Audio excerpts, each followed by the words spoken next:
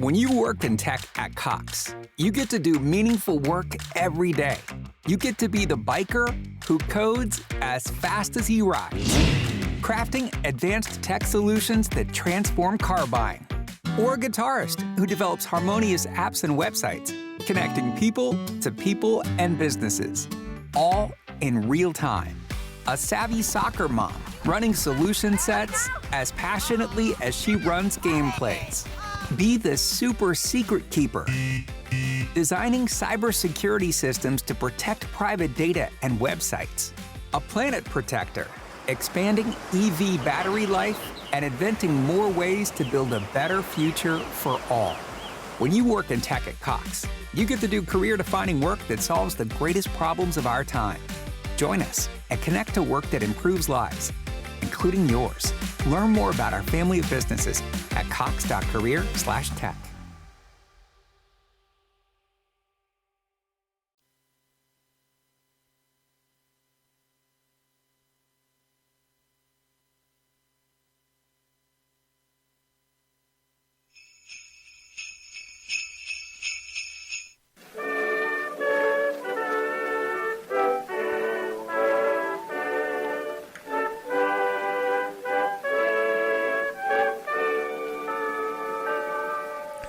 Ladies and gentlemen, boys and girls, children of all ages, welcome to the Bloviating Zeppelin's Berserk Bobcat Saloon radio show, live and direct right here on the SHR Media Network, where I am ensconced indubitably within the sumptuous and palatial SHR Media Network studios 2 miles east of the belly of the beast, the locus of evil on the entire left coast, the Bill Mill, the Capitol building of Sacramento, California, where late at night as I leave here I can hear the odoriferous stench of sulfur and brimstone as I leave the show.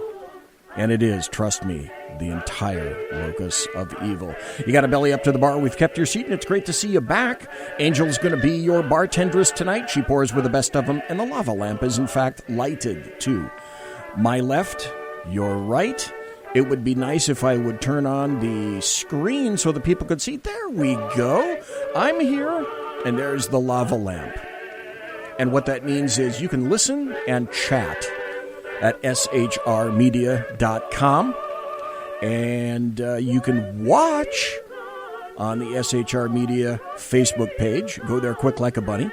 And you can also watch on the SHR Media YouTube channel. I got to tell you this, though. We don't water our drinks, just like we don't water our conversation. Politics, religion, crime, culture, economics, race, sex, science, law. We talk about it all here at the Saloon. Nothing is sacred. The speech is free, but the booze, she is not. All we ask is that you flush the damn toilet.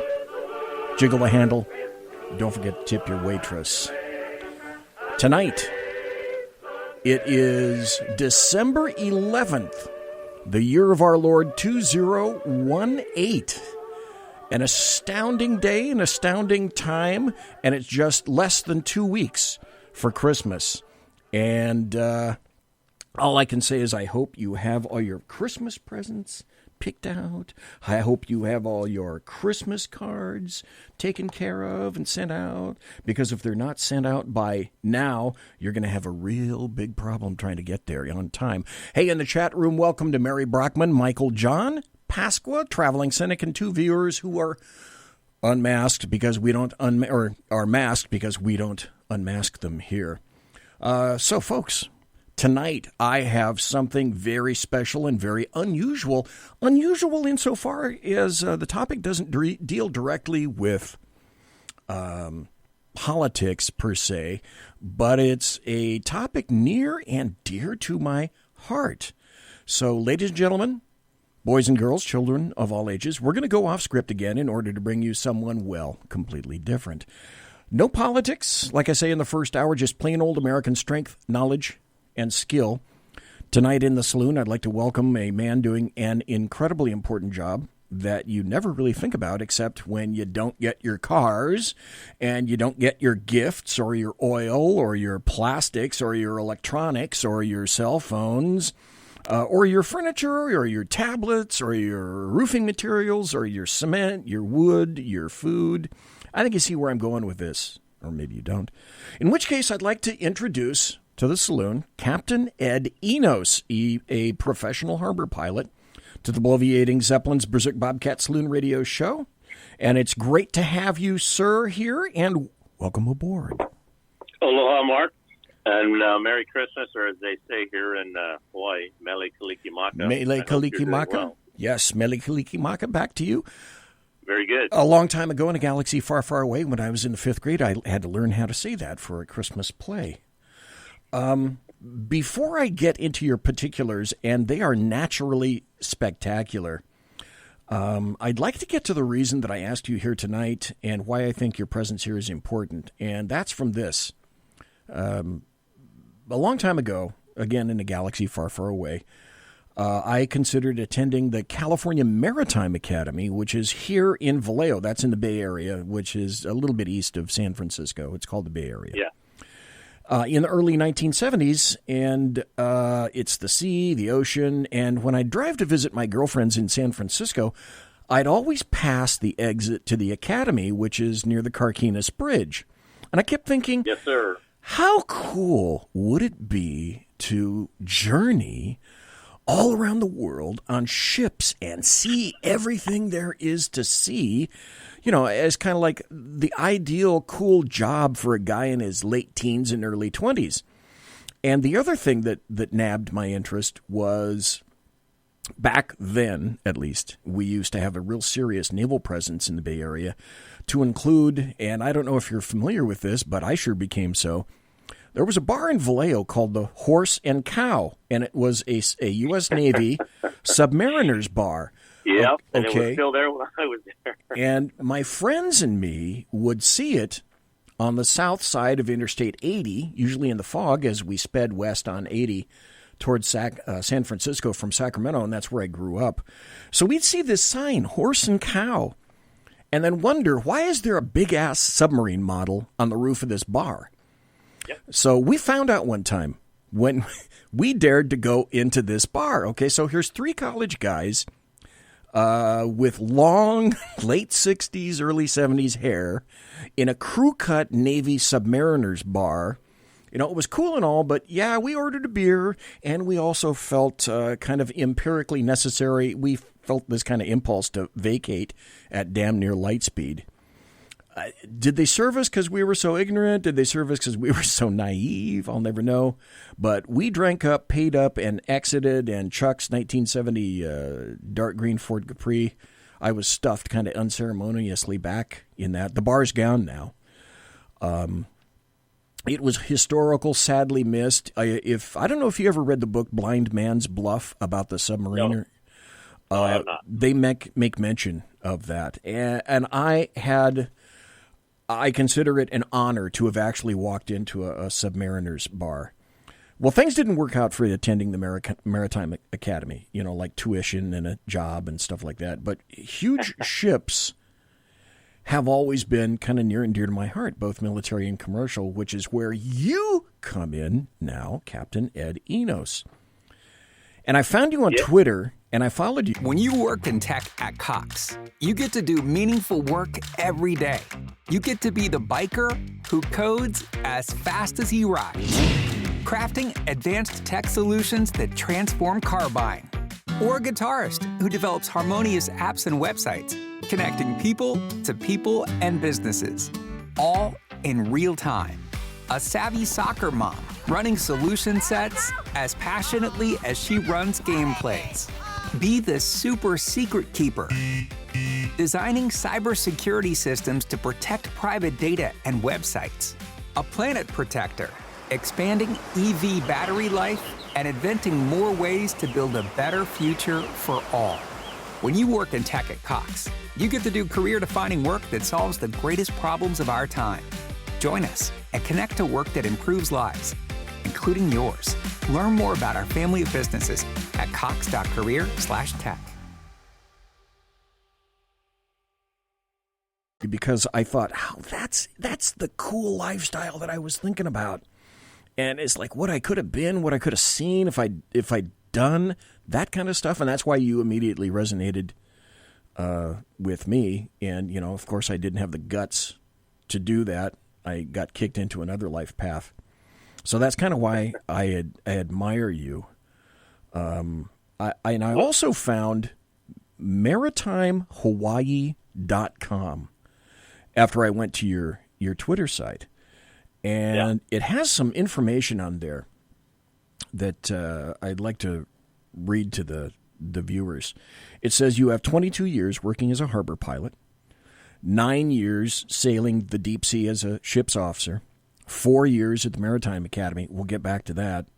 4 years at sea, about working aboard charter boats, tugs, research ships, and yachts.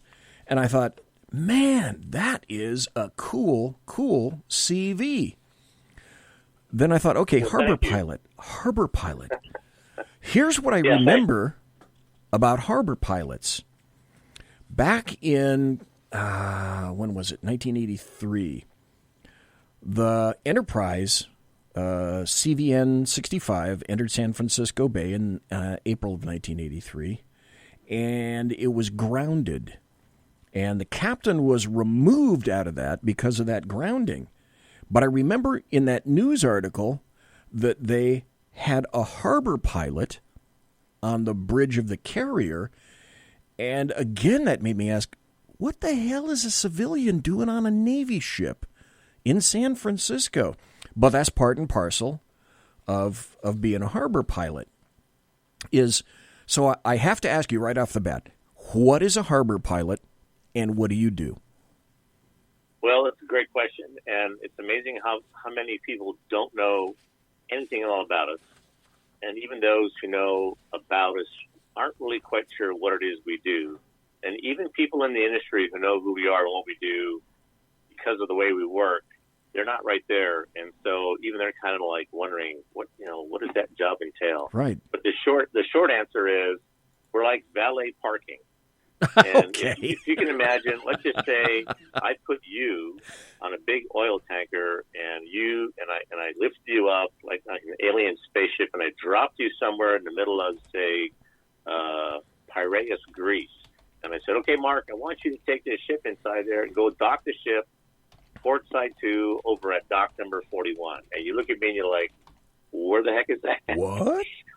So you think about all the ships that are traveling all over the world that have crews, officers on board, who are of all kinds of nationalities. They're carrying cargo from one place halfway around the world to another place, and they are visiting ports that they may have never been in before. Right. And they're in a place where whatever the language is there, it's maybe their second language, or maybe they can't speak or even understand it at all.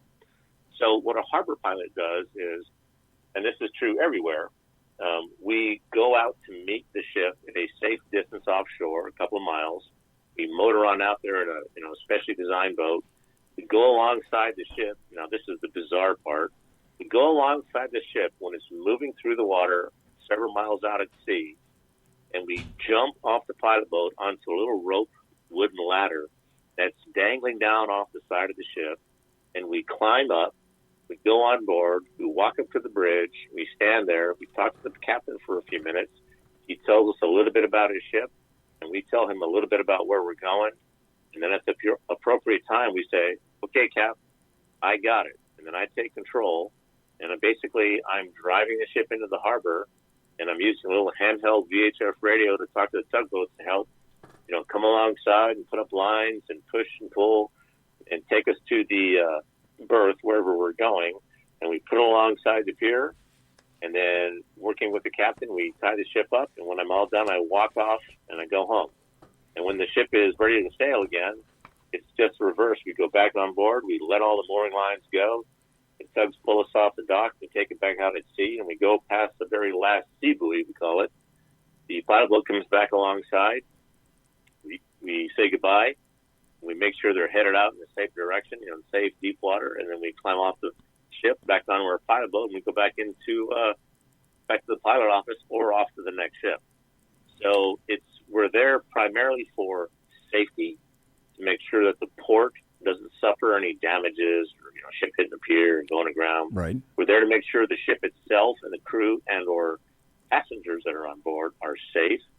We're also there to ensure that the movement of this one ship around other ships that may be moving, or tugs or barges, it is efficient in terms of getting in or out around other traffic, or if there's some kind of delay for some reason, either we're waiting to go in and somebody's delaying us, on their way out, or whatever it is. But just having people, the local people that live and work in that port, in that harbor, in that city, that are on board helping to manage what as you can imagine, is a pretty high-risk situation. It's a system that works, and it works in ports all around the world. It's what everybody expects and wants and desires to happen. It's a job that we're heavily managed, or there's a lot of oversight by the Coast Guard and the Port Authority, or the people that manage the harbor that you work in.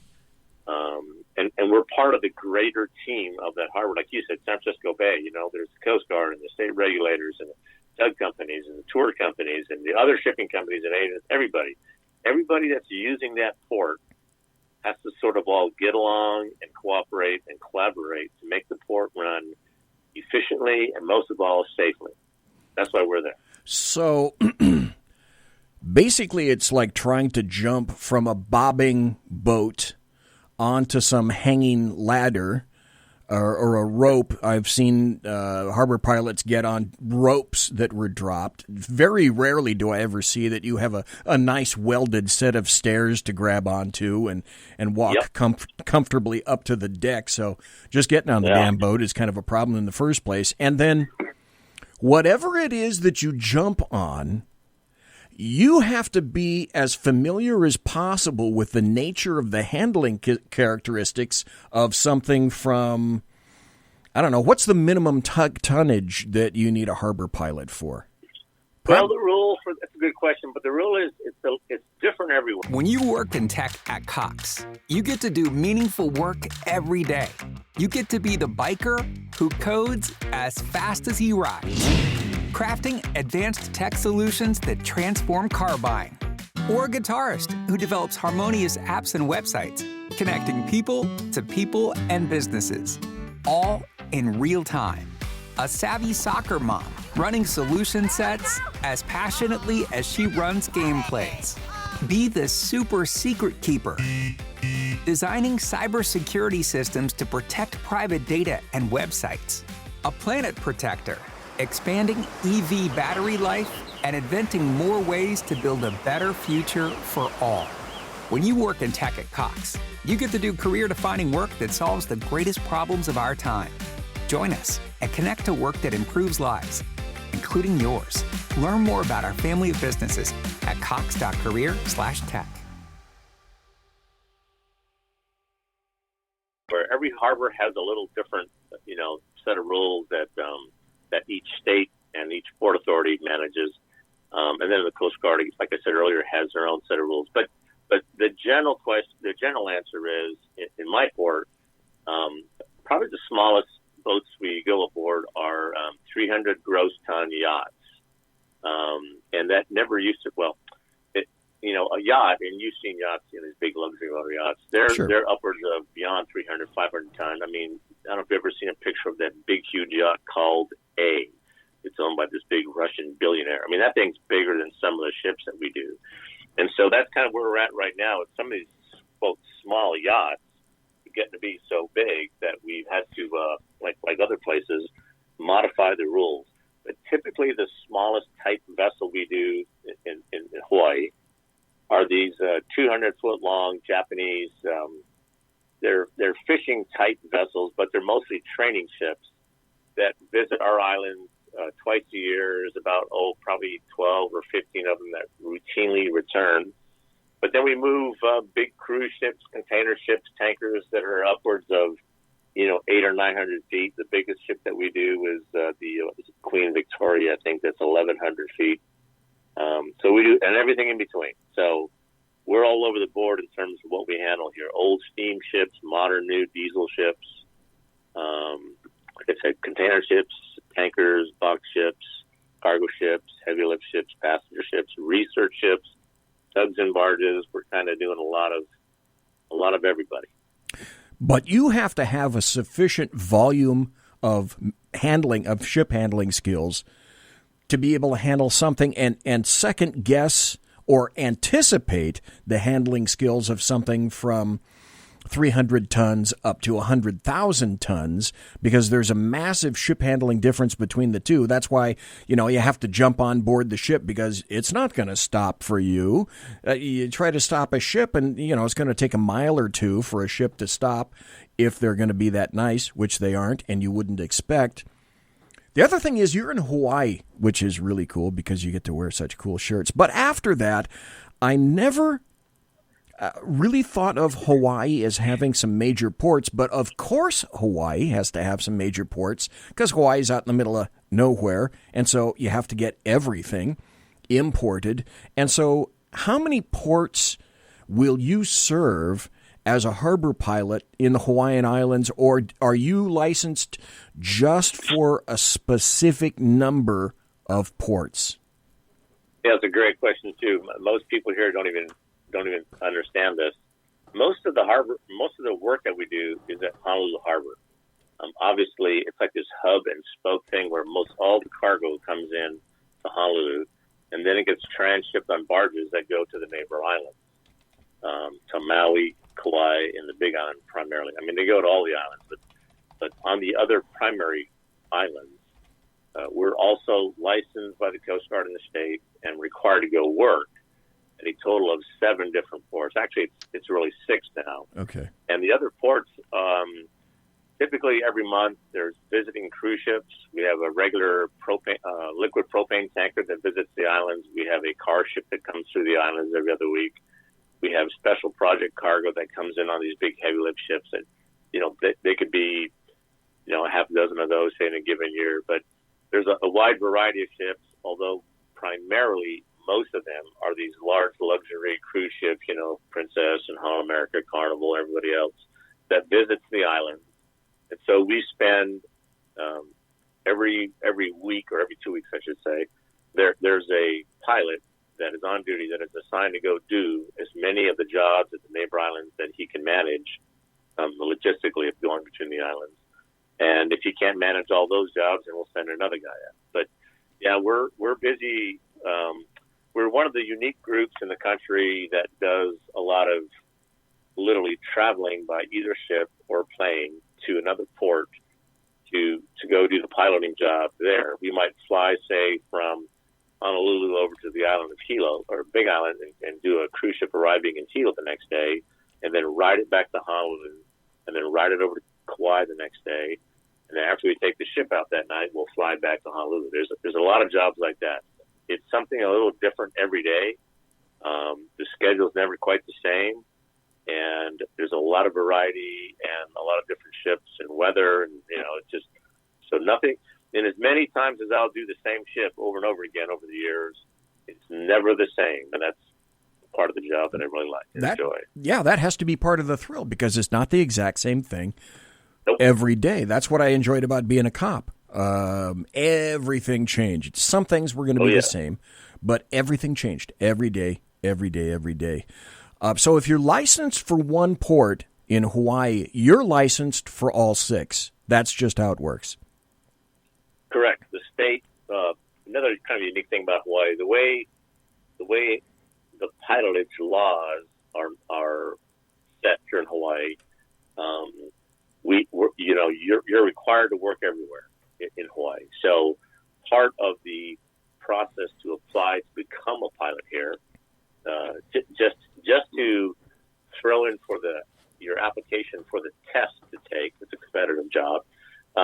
You already have to have the federal pilotage at all the ports. So in other words, you have to have work on a ship that has gone in and out, let's just say at the port over at Maui, at least 15 round trips. That means 30 times, in and out. A round trip is in and back. Okay. You had to have done that so many times at night, and then you had to do that, take and document it, and then go down to the Coast Guard, turn your documents in to prove that you went in and out and all that.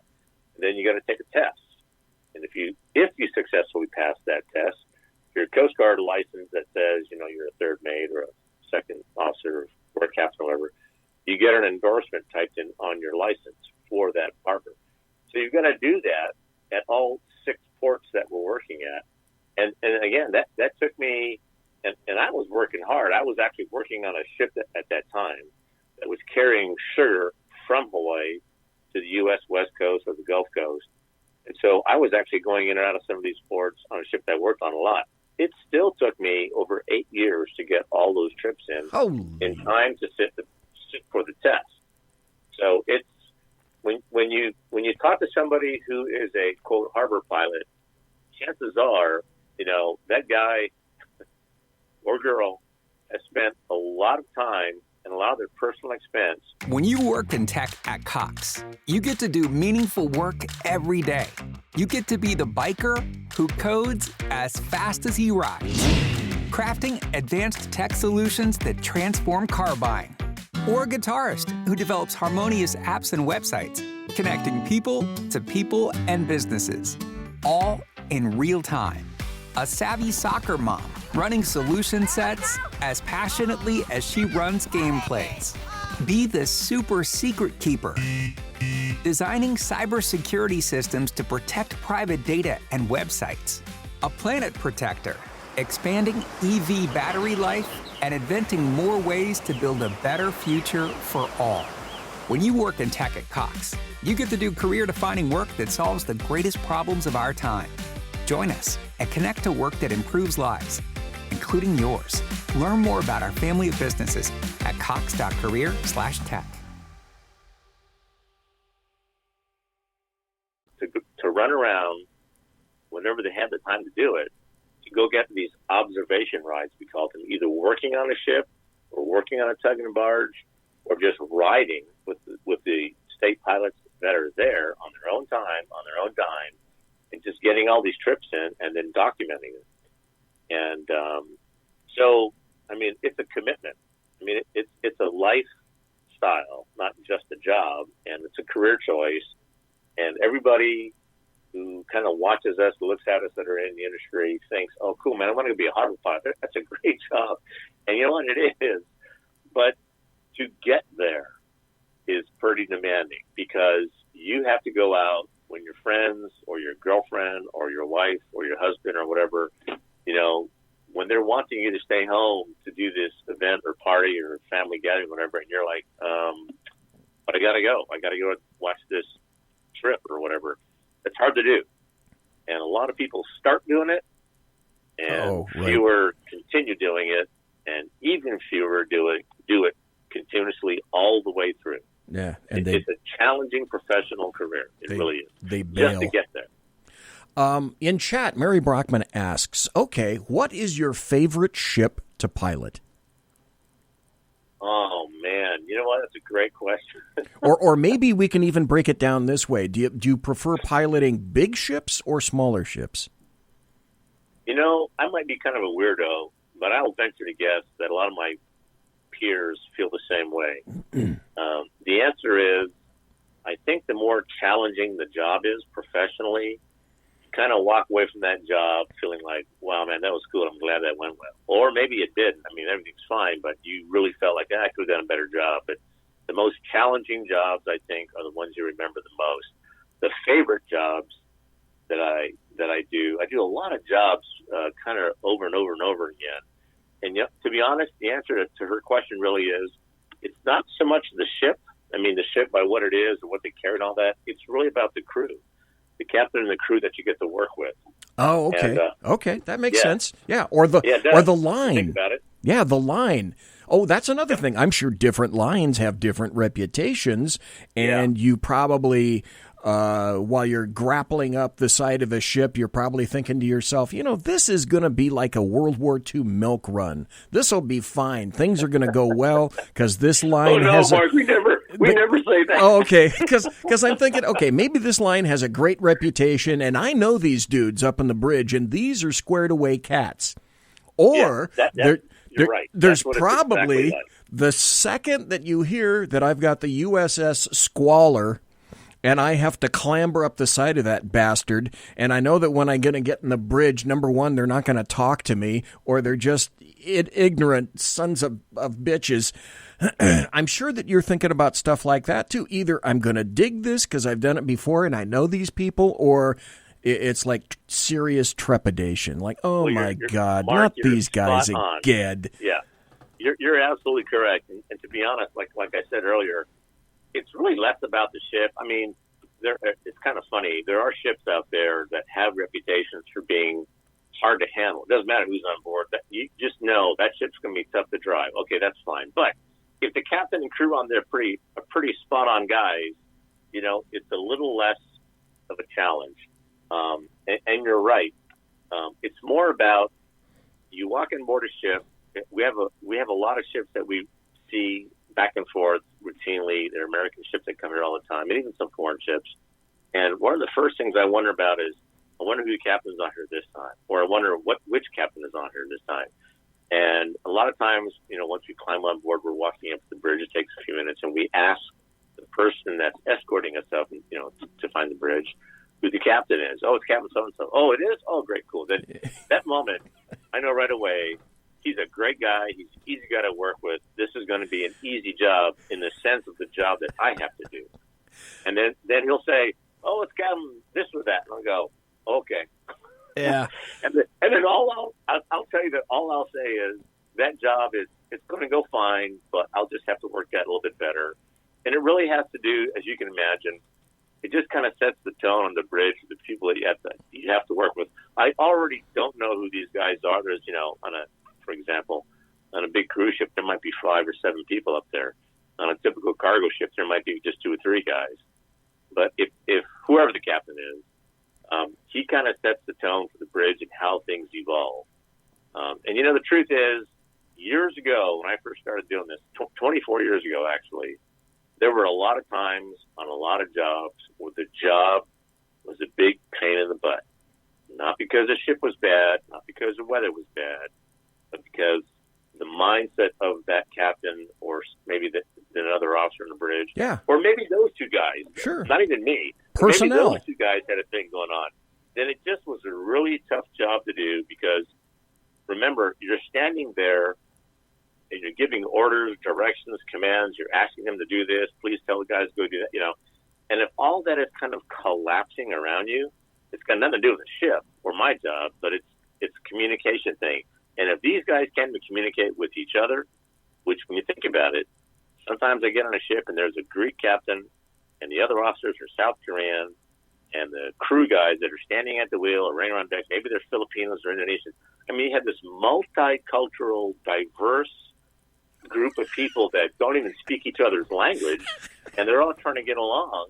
And that's a real challenge, which is another reason why I'm there. That's like crossing your fingers. That's like walking up there and saying, let's see, am I going to get Captain Wonderful or Captain Toadstool? Yep. And then, of course, when you figure out when you do have Captain Toadstool. Okay, folks, we got to take a break. We'll be gone for about 5 minutes or so. When I come back, I discovered something amazing on my when I went for my wedding trip. We went to one of the places we went to was up in Astoria, Oregon. And I made an amazing discovery that there are not just harbor pilots, but there are different variations of harbor pilots as well. Yeah. So when we come back, we're listening to Captain Ed Enos. He's a harbor pilot in the Hawaiian Islands, licensed and certified for 6 ports on the Hawaiian Islands. When we come back, I'm going to ask him about various types of pilots. They have specifically to do with the Columbia River in Astoria, Oregon. So, folks, again, we're listening to Captain Ed Enos. Great to have you here, sir. We're going to take a break. You're listening to the Bloviating Zeppelin's Berserk Bobcat Saloon radio show. When you work in tech at Cox, you get to do meaningful work every day. You get to be the biker who codes as fast as he rides, crafting advanced tech solutions that transform car buying, or a guitarist who develops harmonious apps and websites, connecting people to people and businesses, all in real time. A savvy soccer mom running solution sets as passionately as she runs gameplays. Be the super secret keeper, designing cybersecurity systems to protect private data and websites. A planet protector, expanding EV battery life and inventing more ways to build a better future for all. When you work in tech at Cox, you get to do career-defining work that solves the greatest problems of our time. Join us and connect to work that improves lives, including yours.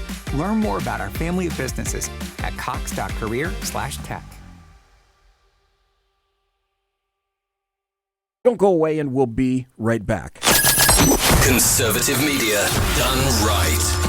You're listening to the SHR Media Network. Hey, this is Michael Wright. And I'm Shannon Wright. Join us for The Right Way with Shannon and Mike, Monday through Thursday from 7 to 9 a.m. right here on SHR Media. Why are they joining us? For fun things like sports, politics. Oh, maybe some news and entertainment? And all kinds of other things. Money and recipes and events, all kinds of stuff. Yeah, so join us Monday through Thursday, 7 to 9 a.m. here on SHRmedia.com.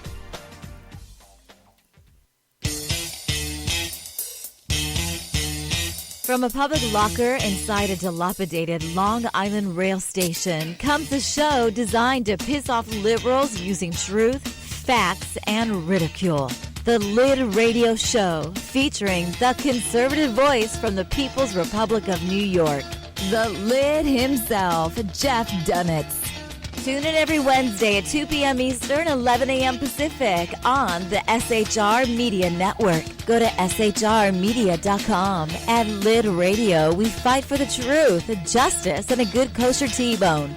If you don't listen, Hillary Clinton might sneak into your bedroom in her housecoat late at night and blame you for her election loss. It's the Lid Radio Show with Jeff Dunitz.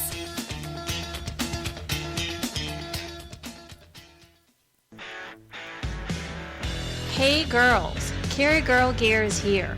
More and more women every day are concealed carrying, participating in competitive shooting, and getting firearms training. It's not a boys club anymore, and we don't have to shop in their stores anymore either. Finally, a cool and unique clothing line just for women.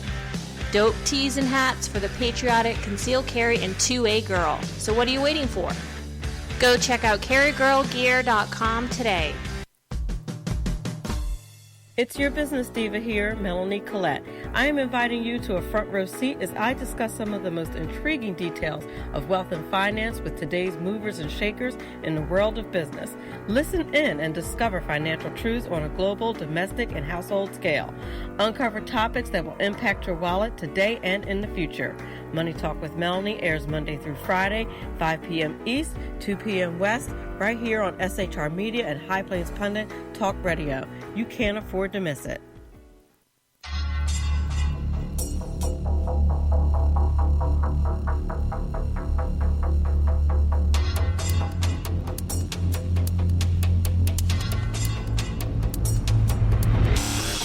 The new show on the SHR Media Network, Sackheads Against Tyranny.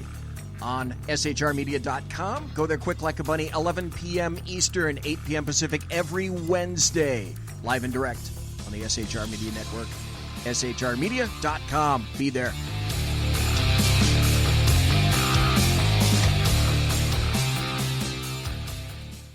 For 50 years, I've seen the American people blinded by corrupt politicians, a lapdog media, and deceptive Islam. The one thing the elites fear is one man with a cane. I'm Dave Milner. Join me through Spreaker, iTunes, and SoundCloud, through SHR Media and the Western Free Radio Network, for half a century of experienced perspective on political and social issues, weekly on The Unpleasant Blind Guy. And catch me on Jeff Mitchell's EDL Radio on blogtalkradio.com. There's no surrender, ever. Because truth is not always pleasant. Broadcasting behind enemy lines in occupied California, a mere 2 miles from the state capital, the bloviating Zeppelin's Berserk Bobcat Saloon radio show can be heard every Tuesday and Thursday night at 8 p.m. Pacific and 11 p.m. Eastern, only on the SHR Media Network. Go to shrmedia.com to listen. You can also watch on the SHR Media Facebook page and the SHR Media YouTube channel. No goldfish were abused in the making of this ad. Conservative media done right. You're listening to the SHR Media Network.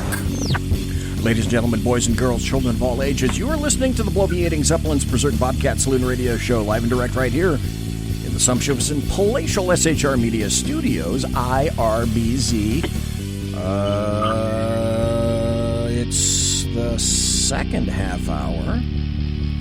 We're talking to Captain Ed ENOS. He is a harbor pilot in the Hawaiian Islands. We are blessed to have him here tonight. And we're talking all things maritime. Now, before we went to the break, I said that on my wedding sojourn, I went up to the Sierra Nevadas and went to the Ridge, and then I went to Timber Cove on the ocean in California. And then I drove up to Astoria, Oregon. Now, for those of you who don't know your geography, Astoria is a little teeny town, very on the coast, basically on the mouth of the Columbia River. And the Columbia River separates northern Oregon from southern Washington. And there's a big-ass bridge that goes over there. We stayed at the Holiday Inn Express and slept under the bridge. Though we weren't hobos, but we enjoyed watching. Let me rephrase that. I enjoyed watching all the big-ass ships go by. But I also went to the Columbia River Museum that's there, the Maritime Museum.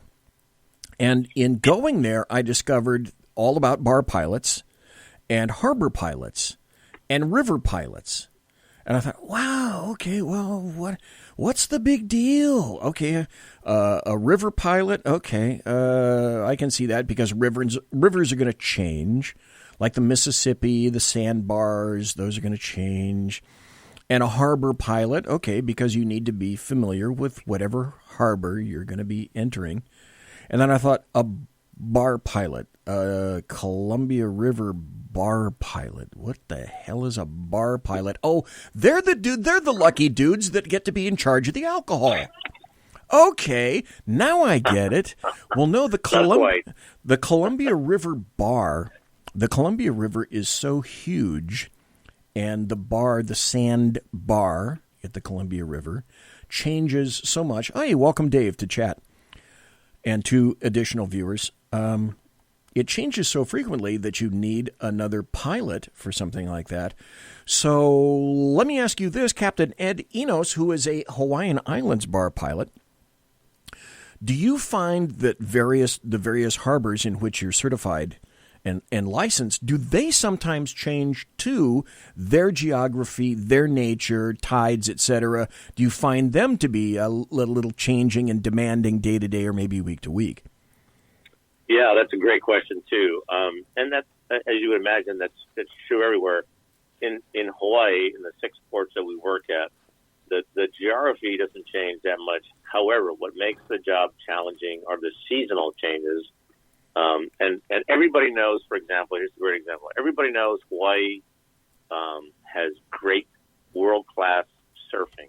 So when you hear about or see the big waves at Waimea Bay or Sunset Beach or Makaha, and you can go online and look at these big, huge waves at Maui or whatever. These waves are literally 20 to 30 feet high, the face of the wave. Oh, and that happens every winter on the North Shore. Now, imagine the same harbors that are on the same coastlines just down the street from where those beaches are. So there's a couple of ports that we go to, that we work at year-round, that during the winter, those are the jobs that we're really not excited to go to, because that means we have to go out there in that kind of weather.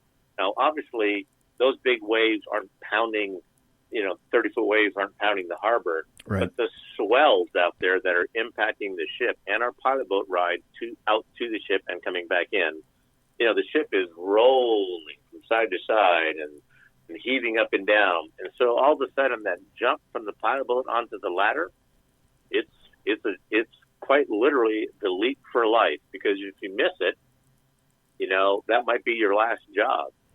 So the weather changes things. The ocean and sea conditions definitely changes things. There are significant seasonal changes. And then there are, day-to-day changes with just, the passing weather that's affecting the harbor that day or whatever. But yeah, that's a big deal everywhere, especially here.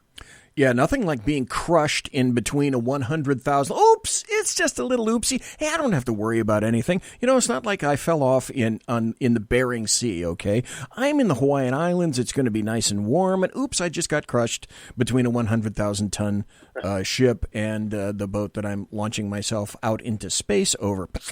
No problem. Yeah. Well, you're talking about the Columbia River Bar, and just to give everybody out there, your listeners, and even you, it's hell. An idea of what my you can go. God! Just Google the Columbia River Bar pilots, and their website has a bunch of great pictures, and you can see, it can be challenging. Just the weather, and you got to remember this too. A lot of times, even on my own Instagram account, it's really easy to post pictures during the day, but you got to remember. This happens at nighttime, too, and really foul weather as well as the night days. And so it's hard to capture good pictures and video of bad weather or rough water rides or going on board at, in the evening or inclement weather. So we're like firemen. When somebody calls, we have to go. And we can't pick and choose the time. We can't pick and choose the weather. We can't pick and choose whether it's a good day or a bad day out there in the water. They expect us to be there, and we have to show up when they show up and be there and bring them in or take them out safely. And again, that's true everywhere all over the world. Okay, that brings another question that I hadn't written in my list of questions here is, what are your hours and your times? Do you work 24 on, 24 off? Do you work by appointment?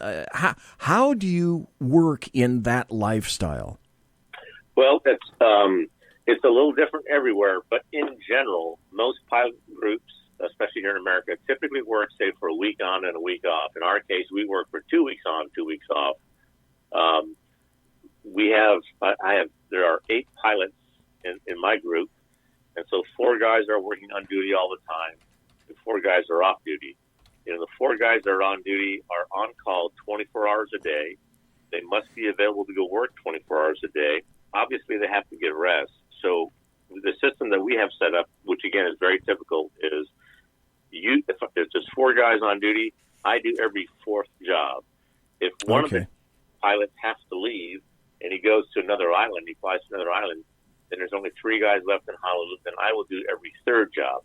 And successively gets down to the last guy who remains in Hawaii. If our busy cruise ship season and there's 3 guys gone up to 3 different islands and 1 guy's by himself, we'll call a guy in from off duty to make sure that the guy that's working by himself gets enough rest. Getting enough rest between jobs, again, that's true everywhere. It's a law. You have to get your rest, and then you get back to work. But for us, 2 weeks is a real good time frame. By the time 2 weeks is over, you're ready to go home and get some sleep and get some rest. And 2 weeks working is, you're busy enough. We do roughly, I think, about 2,700, 2,800 jobs in a year. If you break that out, on an average or whatever, our group is small. Our ports are small, but we're pretty busy doing things around the clock. Yes, I'd bet you're really consistent, that as opposed to many other places, your work is fairly consistent and I would guess pretty much predictable for the most part. Would that be correct? Yeah, it's a good, yeah.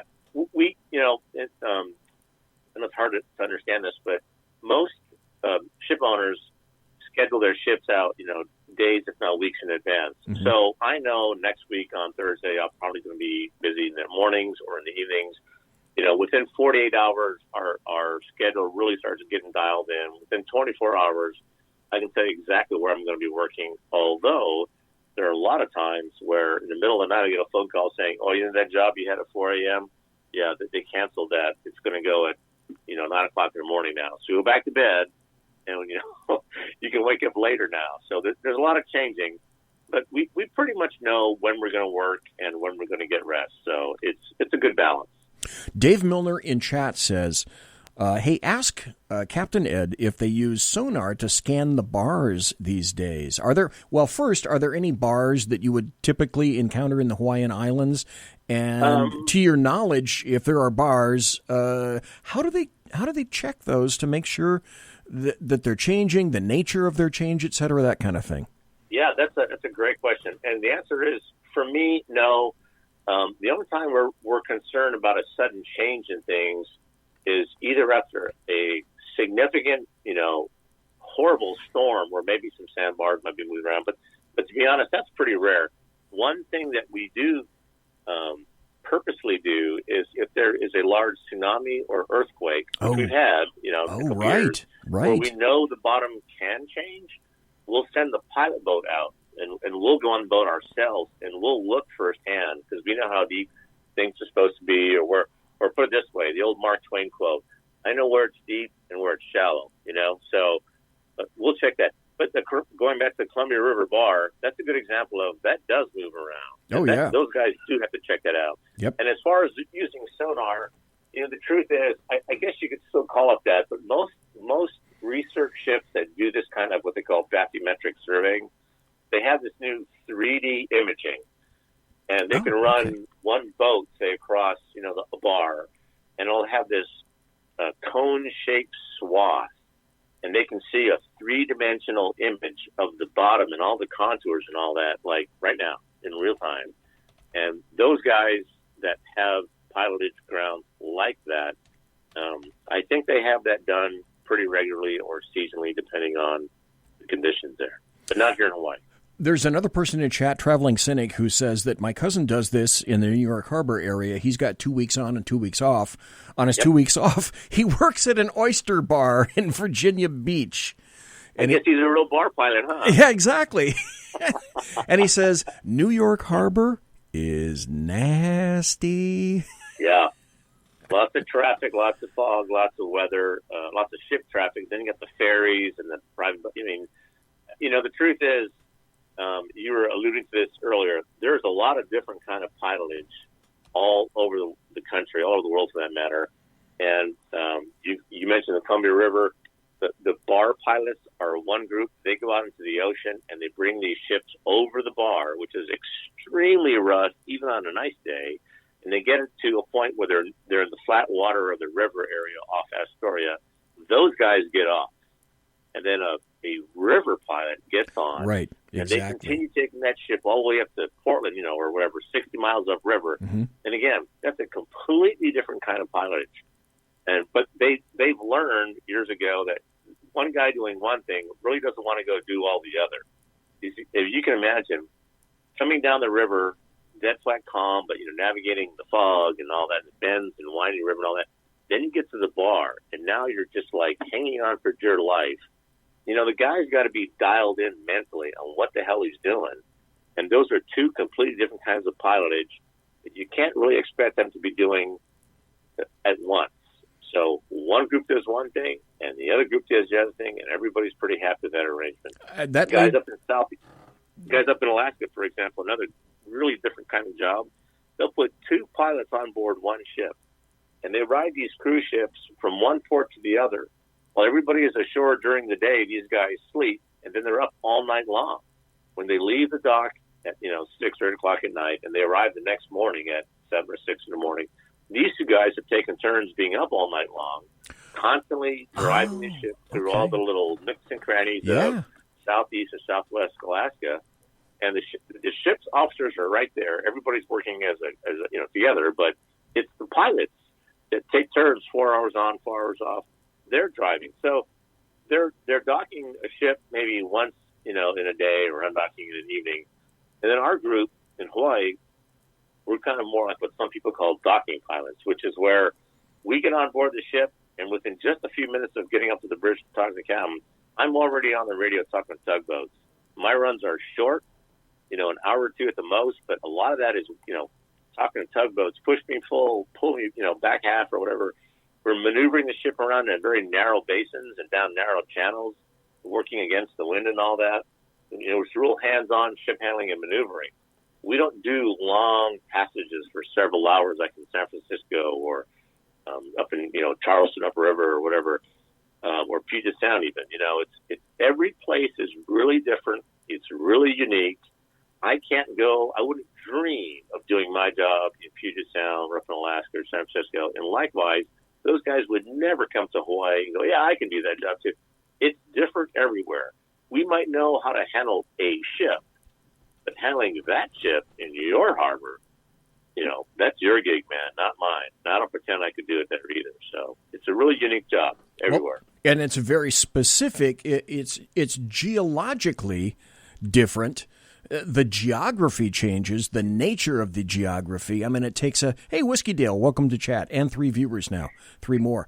Also, I did not realize, now I've been on the Inside Passage cruise up towards Alaska, and I did not realize that there were pilots on a cruise ship that long. I thought you would only be a pilot in terms of, you go into Anchorage, etc. I did not realize that pilots were on board a cruise ship for so long. Yeah. So the minute they leave the dock in either, say, Victoria or Vancouver, there's what they call a British Coast pilot. And that's another huge, there's 160 of those guys. And they work for the Canadian government. So they're on board all these cruise ships up until they get so far north they're in Alaska waters. And then the American Southeast Alaska pilots come on board, those 2 guys with their bags.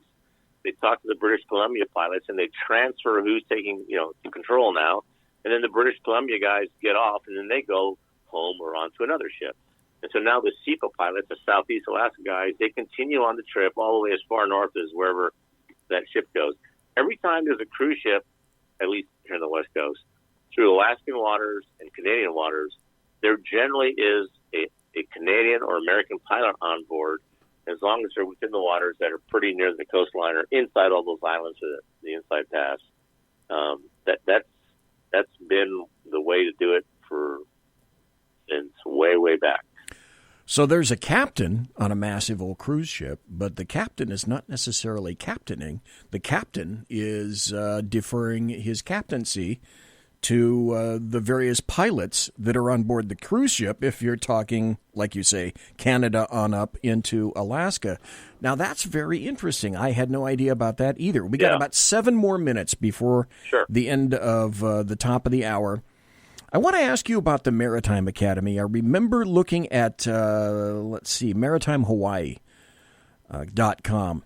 You indicated that you went to the Maritime Academy for 4 years. Is that correct? An academy is 4 years of your life? Yes. There are 6 maritime academies around the country. There's one federal academy, Kings Point. The state maritime academies, California, Massachusetts, Maine, Great Lakes, Texas. You go there for a 4-year education. You get a college degree. Wow. And you come out, you're college educated. And there's basically 2 paths. There's a lot of minor details, but you're either a deck officer, you're up there on the bridge working cargo and navigating, or you're down in the engine room, which is a whole different career thing. But so there's officers on board, down below or up on deck. You come out of that school with your degree and a license from the Coast Guard after taking a big exam. It's 3 days long. That allows you to literally walk out of school, go down to the dock, go up the gangway with your bag, walk on board that ship, and within the hour, now you're outbound on board this tanker as a brand new 3rd mate or 3rd engineer, and you're in charge. And that's what those schools teach you how to do. They want somebody with not only the book smarts, but they've taught you how to go down below and turn this valve, and that happens, and pump this thing, or whatever it is. That's why you go to Maritime Academy. It's a specific type of education. And so I went to California Maritime Academy. That's where many of the guys that are working on ships on the West Coast went, although not all of them. You do not have to go there and go to sea. There are just as many people that are probably choosing shoreside, maritime-related industry-type jobs. The engineers, for example, those guys are being recruited by power and electric companies or hospitals or big, huge shopping malls or buildings buildings that, think of all the sewage, the lights, the electrical, the hydraulic system. Oh, yeah. It's a city. It's a city. And that's what an engineer does on a ship. It's running a city. So those guys can go work really anywhere. Deck officers are a little bit more specialized, but still you can work ashore if you want or on a ship. So you have to, and correct me if I'm wrong, in your 4 years there, from which you get an actual college degree, you, I'm guessing, are going to be schooled in mechanical, electronic, and ship handling, and probably a lot more? Yeah, it's a lot of navigational, safety, firefighting, that type of stuff. It's cargo, stability, navigation. It's the logistics, the transportation industry. A lot of rules, regulations. Oh, yeah. All the international type stuff. It's hard to imagine all the junk that they can teach you in 4 years, but believe me, there's plenty of it. So much so that after you leave the school and you're out there in the industry, a big part of our time is continuing education. Oh, where okay. We have to go back to school. Right. Okay. Which I just did in the last past week, as a matter of fact. I get that. In chat, Dave Milner was talking about the 3-day exam. He says, well, that's an exam for your ass. And he also said, I bet the engineers are making bank on their job. So is that true? Yeah, you're going to have to go through essentially 4 years, but you have the potential with that amount of knowledge to make a fairly good chunk of change? Yeah, I tell everybody this is a high-paying industry. There's a lot of benefits and compensation. This is a great career choice. However, I'll tell you two things. One, you earn that money in a lot of different. It's hard work. Yeah. And two, it's a zero-tolerance industry. I tell kids this all the time. You're either choosing drugs or you're choosing this career. And there's a lot of kids I talk to, they turn around and walk away. It's a really sad reality, but it is. You cannot do drugs either medicinally or recreationally. And everybody in this industry knows that. There's random testing, there's pre-employment testing. It's a big deal. But yeah, it's a very well-paying industry, a lot of great benefits, travel and all that. But believe me, you earn it. My guess would be 2 words are responsible for that mindset in your industry. And from that point on, it became the new mindset. My guess would be Exxon Valdez. Yep, that was a big part of it. That changed the industry, and I will tell you that I worked in the industry before that, and I've seen some horror stories. And as a matter of fact, my wife, who graduated from California Maritime Academy with me, was working on the sister ship to that ship. And believe me, I know all the backstory details, but that did change the rules. The rules officially are OPA 90, Oil Pollution Act of 1990, and that dramatically changes the industry forever. Okay, let me do this. I always do this. Like I said, I have 11 pages of questions. Like I told you, I got to 3 of them. I have so many other questions. So the first immediate question to you, Captain Ed Enos, is would you be willing to come back in the saloon and chat a little bit more about the maritime situation around here in the United States? Because good God, mister, I didn't get to a percentage of this stuff. I know you would, Mark. Yeah, so no, I'd be happy to come back. We can do this another night, anytime. I'm pretty flexible. I enjoyed this too, and I would love to add more to your listeners out there who want info and advice on the career thing, whether they're young or old or even midlife. So I'd be happy to come back. Great. Thank you for that. You're a big hit in the chat room, I should tell you. So Captain Ed Enos, I want to thank you ever so kindly for being here tonight. In an unusual move for me, I don't have to thank you for staying up late because it's 9 p.m. here in California and it's only 7 p.m. in Hawaii.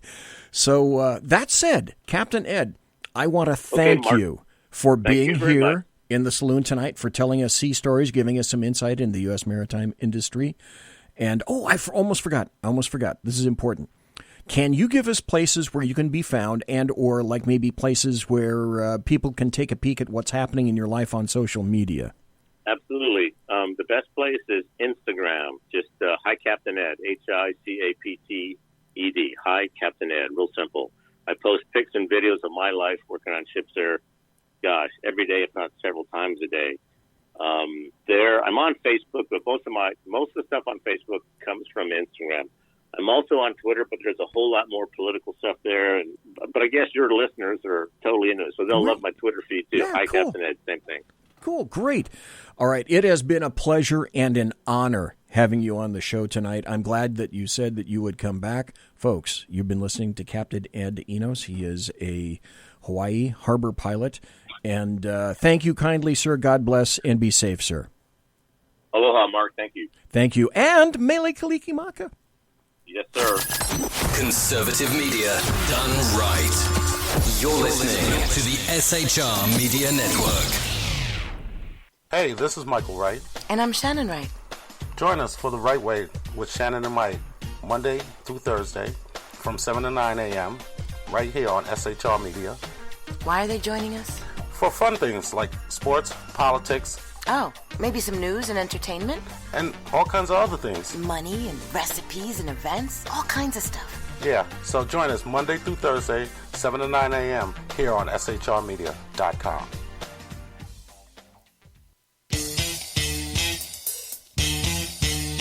From a public locker inside a dilapidated Long Island rail station comes a show designed to piss off liberals using truth, facts, and ridicule. The Lid Radio Show, featuring the conservative voice from the People's Republic of New York, the Lid himself, Jeff Dunitz. Tune in every Wednesday at 2 p.m. Eastern, 11 a.m. Pacific on the SHR Media Network. Go to shrmedia.com. At Lid Radio, we fight for the truth, justice, and a good kosher T-bone. If you don't listen, Hillary Clinton might sneak into your bedroom in her housecoat late at night and blame you for her election loss. It's the Lid Radio Show with Jeff Dunitz.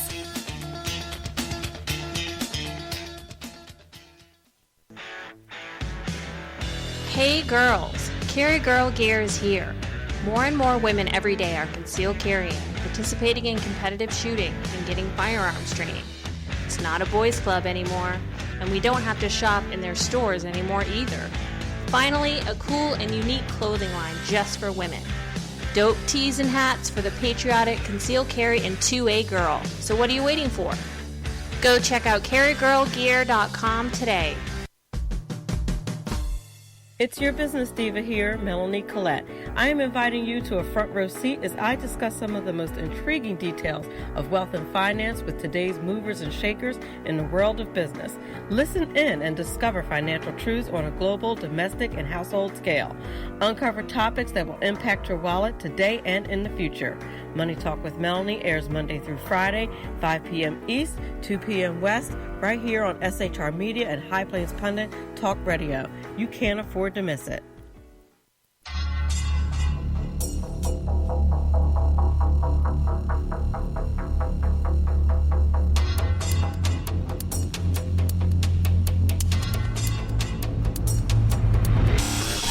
The new show on the SHR Media Network, Sackheads Against Tyranny. On shrmedia.com. Go there quick like a bunny, 11 p.m. Eastern, 8 p.m. Pacific, every Wednesday. Live and direct on the SHR Media Network. shrmedia.com. Be there.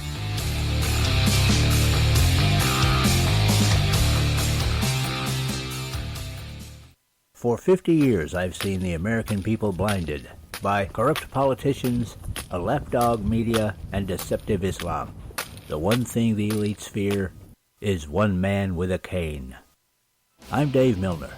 Join me through Spreaker, iTunes, and SoundCloud, through SHR Media and the Western Free Radio Network, for half a century of experienced perspective on political and social issues, weekly on The Unpleasant Blind Guy.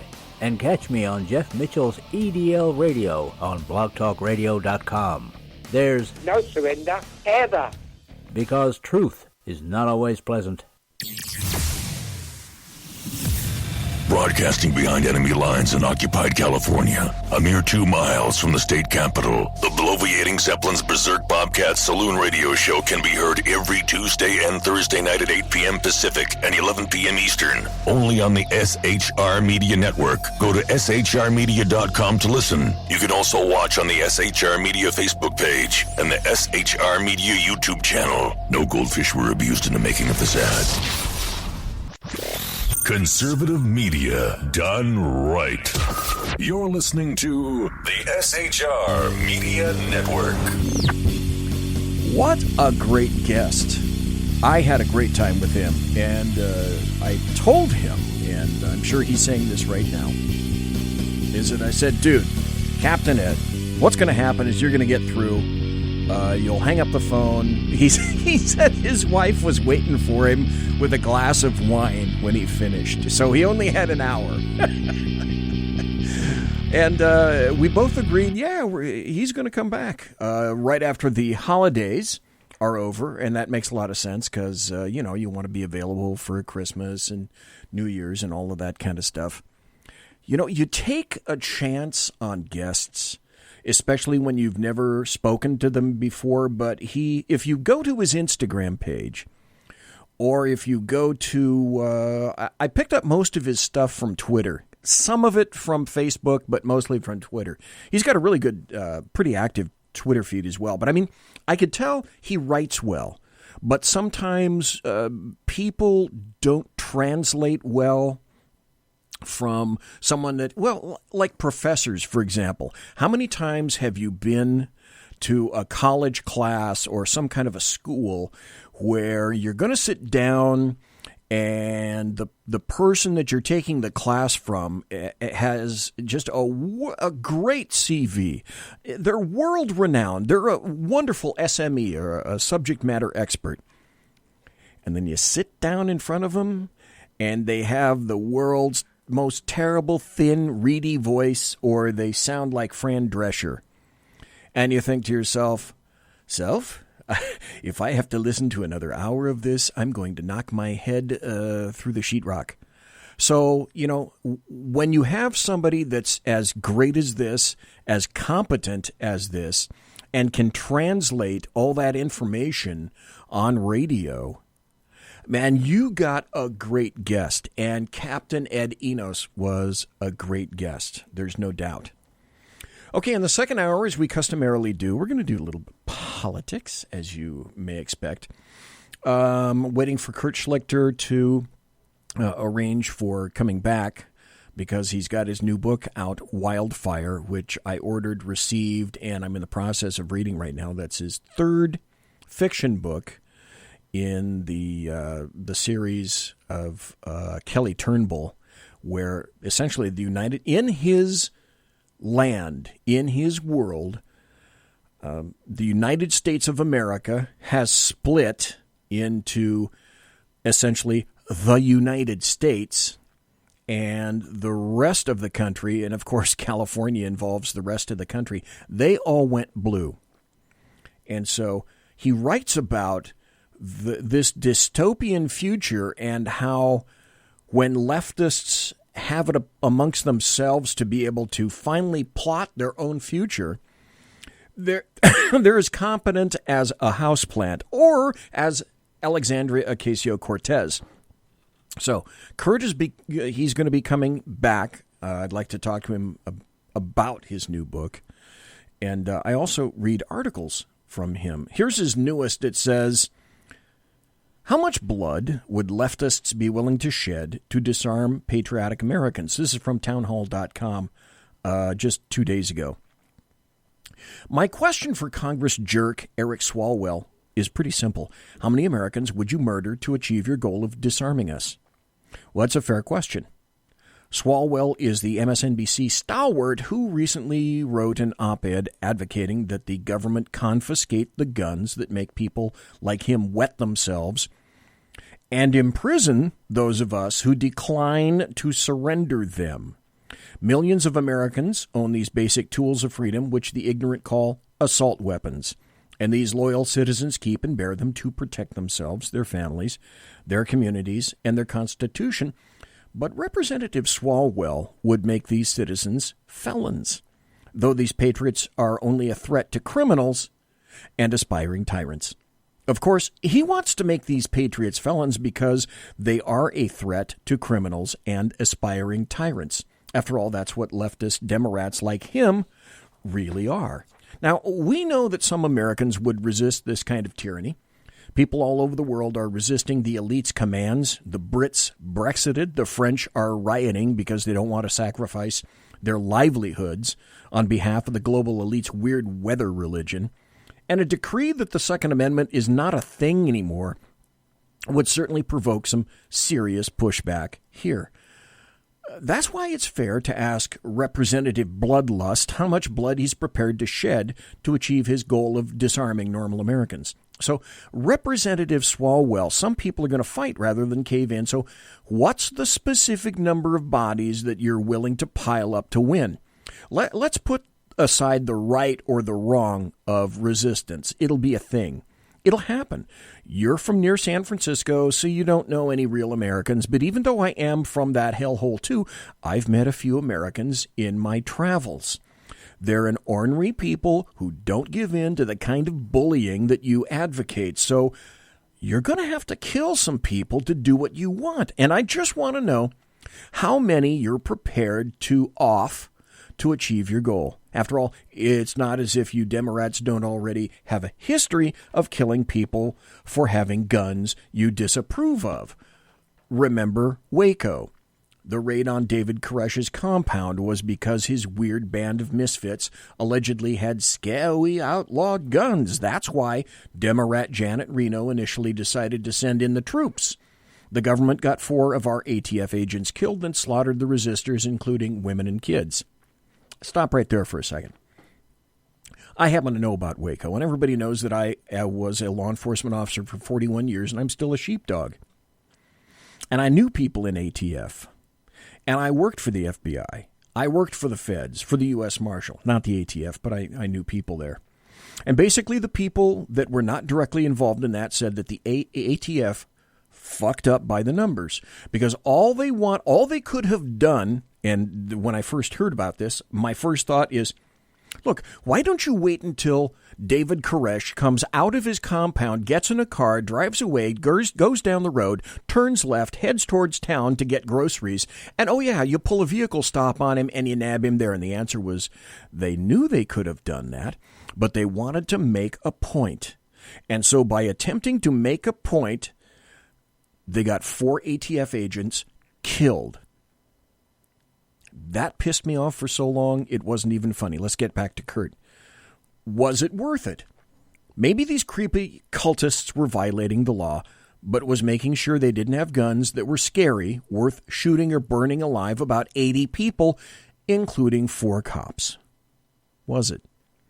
So in light of his party's track record, Kurt Schlichter, I want to know how many people Representative Swalwell, who fancies himself a potent Democrat presidential contender, how many people are you prepared to see die so that you can ensure Americans are disarmed in order to please the liberal Californians he represents? How many?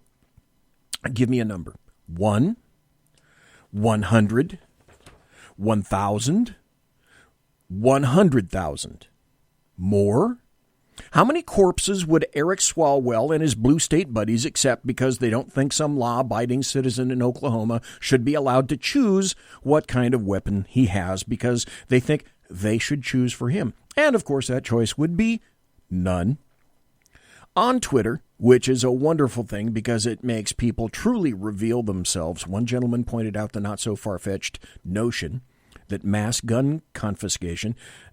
Let's leave the problematic logistics for the gun-hating fascists aside, that it would spark a civil war. But Representative Swalwell was not worried. He observed that a bunch of citizens with rifles could not stand up to a military armed with nuclear weapons. And I saw that tweet, and that's what went out there. Well, that's a troubling notion. Now, Congressman Strangelove properly took a lot of grief for suggesting nuking fellow Americans. But even if you accept his backtracking about how this was a joke, because, nothing's funnier than suggesting the mass murder of fellow Americans, he only put nukes off limits. What killing systems are still on the table? Eric? Infantry? Artillery? Bombers, because his answer assumed that he would support prosecuting a war against those who failed to obey and submit to arrest.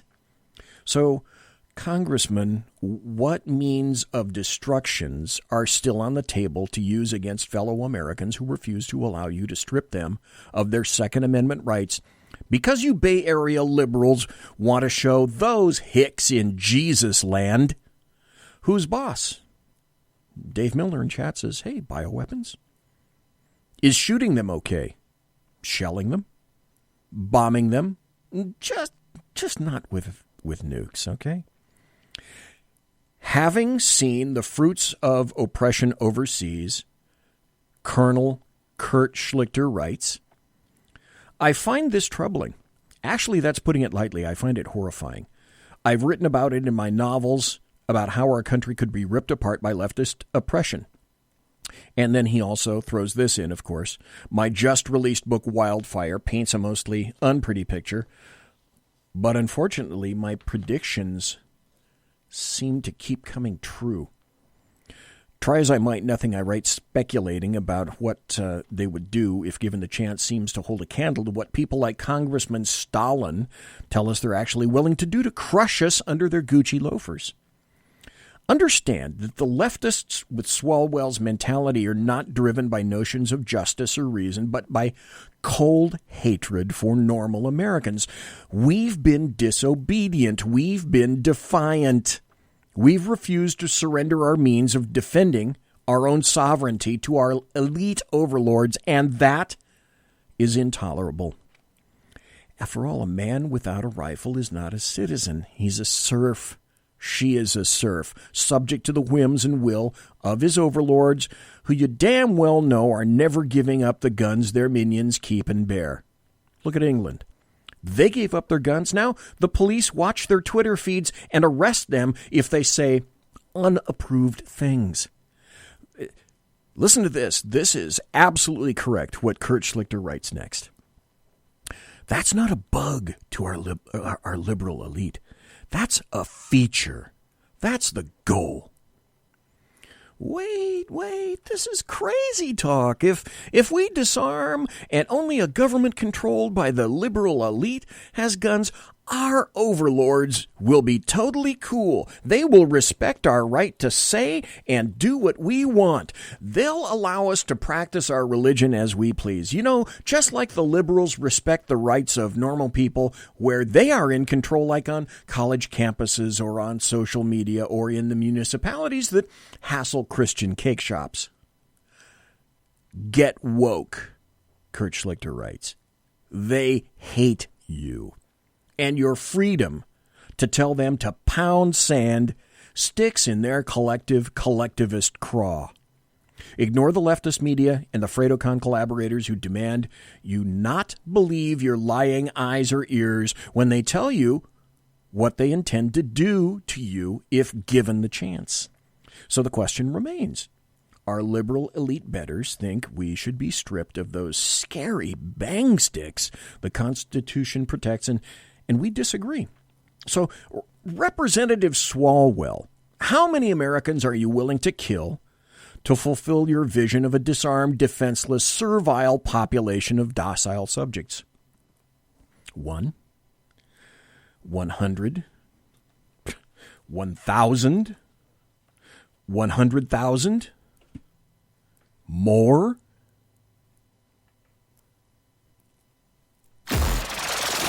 It's time for happy stories and good times. It is time for happy stories and good times.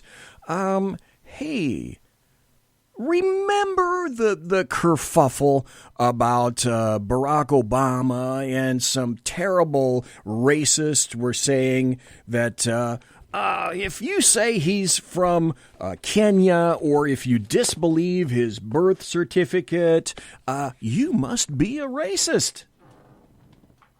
Everybody remember that?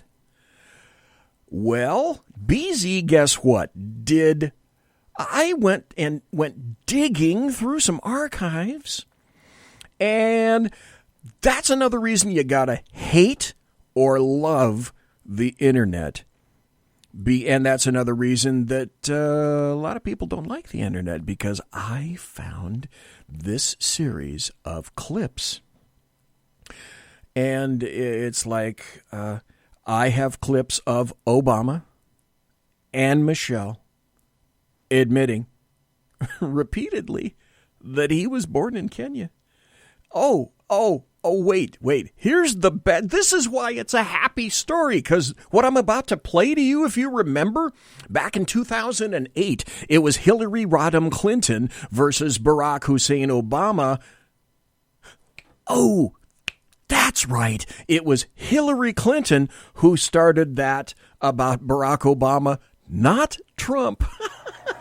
I'm proud to be the first U.S. president to visit Kenya. And obviously this is personal for me. There's a reason why my name is Barack Hussein Obama. Obviously, there are emotions to a visit like this. Memories come rushing back. 3 years ago, I visited Kenya as the first sitting American president to come from Kenya. And of course, I'm the first Kenyan American to be president of the United States. Yeah, I was not born in Hawaii. I wasn't born in the United States of America. I come from Kenya. And visited his home country in Kenya. Well, what do you believe, folks? Like they said, your lion eyes or your lion ears? It's the internet, Barack. I remember where this shit sits, okay? And if I can dig it up, well, I bet other people can too. So, I don't know. This is not me saying one thing or other. I'm just playing his words. I'm just playing her words. Here's another great story. This is from Fox News. Stormy Daniels. This is great. You're going to love the hell out of this. Stormy Daniels ordered to pay President Trump $292,000 in legal fees. Adult film star Stormy Daniels must pay President Trump $293,000 in legal fees, a judge ruled today. The U.S. District Court today ordered Stormy Daniels, real name Stephanie Clifford, to pay President Trump $292,052.33 to reimburse his attorney's fees, 75% of his total legal bill, plus an additional $1,000 in sanctions to punish, Stephanie Clifford for having filed a meritless lawsuit against the president designed to chill his free speech rights. Charles J. Harder, the president's legal counsel, said in a statement. The court's order, Harder said, came along with the court's prior order dismissing Stormy Daniels' defamation case against the president. Together constitute a total victory for the president and a total defeat for Stormy Daniels in this case. $292K. I don't know. Is that schadenfreude? Yeah, that's schadenfreude. And this is me being happy, which is why these are happy stories. Now, here's something that occurred today. President Trump sat down with Nancy Pelosi and little Chucky Schumer, and Mike Pence, Vice President Mike Pence was in there. And as far as I'm concerned, these folks showed base naked fear. Let me see if I can find the video on that. Okay, here we go. Let me do the setup on this. They're in the Oval Office, and they want to have a discussion, apparently, and there's the media, the American media maggots are all around them in the Oval Office. And Trump says, basically, the wall is going to be built one way or the other. And these days, I don't know, I kind of tend to believe him, but then he points his finger at these two and says, essentially, you want transparency? I've always said I'll take transparency. So you want to talk about the wall? You want to talk about immigration? Sure. Let's do it right here, right now, in front of all of the media types right here. Let's have that discussion. And this happens instead. It's an opportunity to meet with you so that we can work together in a bipartisan way to meet the needs of the American people.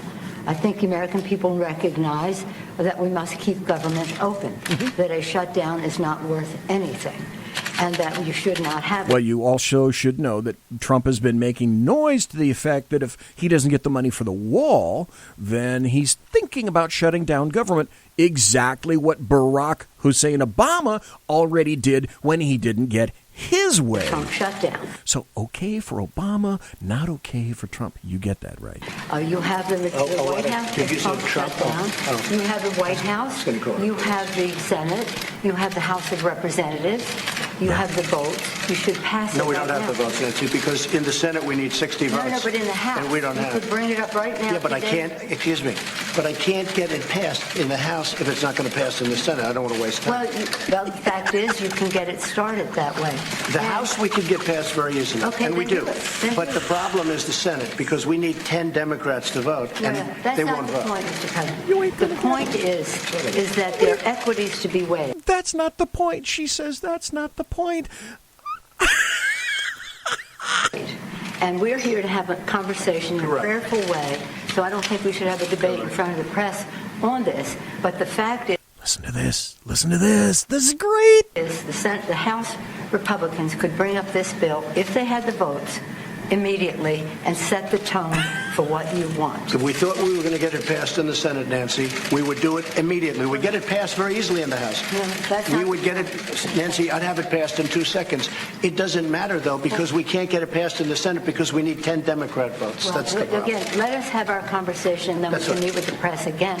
But the fact is that... In other words, I don't want to tell you what I've got hanging over your head, and when I start using threats, I don't want the press to hear or see me doing that along with little Chucky Schumer, right? Legislating, which is what we do. Right. You begin, you make your point, you state your case. That's what the House Republicans could do if they had the votes. But there are no votes in the House, a majority of votes, for a wall. No matter where you start. Exactly right. You don't have if I needed the votes for the wall in the House, I would have them in one session. It would be done. Go do it. It doesn't help because we need 10 Democrats in the Don't Senate. put it on the Senate. Put it on the negotiation. Okay, let me ask you this. She wants to argue about how government works. And we're doing this in a very friendly manner. It doesn't help for me to take a vote in the House where I will win easily with the Republicans. It doesn't help to take that vote because I'm not going to get the vote of the Senate. I need 10 senators. That's the problem. You have the White House. You have the Senate. I have the White House. The White House is done. And the House... What's her point? Her point is she's really damn stupid. Would give me the vote if I wanted it. But I can't because I need... Nancy, I need 10 votes from Chuck. All right, let me say something here. Let me just say one thing. The fact is, we do not have the votes in the House. Nancy, I do. And we need border security. Nancy, Nancy, we need border security. It's very simple. Of course we do. We need border security. People are pouring into our country, including terrorists. We have... See, now here's the deal. And who was it? Whiskey Dale in chat said, yeah, the art of the deal, and he's pulled them into his web. So he's got her to say publicly in the press right here that, yeah, of course we need border security. That's not what she believes, but she has to say it right there because it's in front of the press. Terrorists. We caught 10 terrorists over the last very short period of time. 10. These are very serious people. Our border agents, all of our law enforcement has been incredible what they've done. But we caught 10 terrorists. These are people that were looking to do harm. Okay, let me stop right here. If you're watching the video, Nancy Pelosi is on the left, and she just did what we called the butt wipe, which is what you would see if you were in a room interrogating a suspect. And a butt wipe means either I'm already very nervous or the next thing that I tell you is about to be a lie. We need the wall. We need, more important than anything, we need border security, of which the wall is just a piece. But it's important. Chuck, did you want to say something? Yeah, here's what I want to say. We have a lot of disagreements here. The Washington Post today gave you a whole lot of Pinocchios because they say you constantly misstate how much the wall is built, how much of the wall is built, and how much is there. But that's not the point here. We have a disagreement about the wall, whether it's effective or whatever. Not on border security, but on the wall. We do not want to shut down the government. You have called 20 times to shut down the government. You say, I want to shut down the government. Okay, again, see my previous statement, little Chucky Schumer. Okay for Baraki, the anointed one. Not okay for Trump, the guy with the dead orange cat on his head. We don't. We want to come to an agreement. If we can't come to an agreement, we have solutions. By the way, let me throw this in, is because it just entered my wheelhouse. See what I said there? See what I'm doing there? When you shut down the government, essentially you're shutting down 17% of the government. And that's what Barack Hussein Obama did when he shut down the government. But then do you remember that Barack Hussein Obama wanted to make it hurt so that it wasn't convenient for the people that weren't directly affected? Does the military stop at all? No, it doesn't. Medicare, Social Security, that doesn't stop either. And when people tell you that, they're lying to you. So please keep that percentile in mind when you're talking about everything is going to stop and the car will crash and all the wheels will fall off and the engine will fall out. It'll be so terrible. That will pass the House and Senate right now and will not shut down the government. And that's what we're urging you to do. Not threaten to shut down the government because let me just finish. Because you can't get your way. The last time you shut it down, you got killed. Let me say something. That's the exact same thing that happened with Barack Obama. He took his toys and went home and shut down the government. Blow me, Chucky. Mr. President, you just say my way or we'll shut down the government. We have a proposal that Democrats and Republicans will support to do a CR that will not shut down the government. We urge you to... Okay. You know that a CR is a continuing resolution. Folks, when was the last time we had an actual, honest-to-God budget for the United States of America in a fiscal year?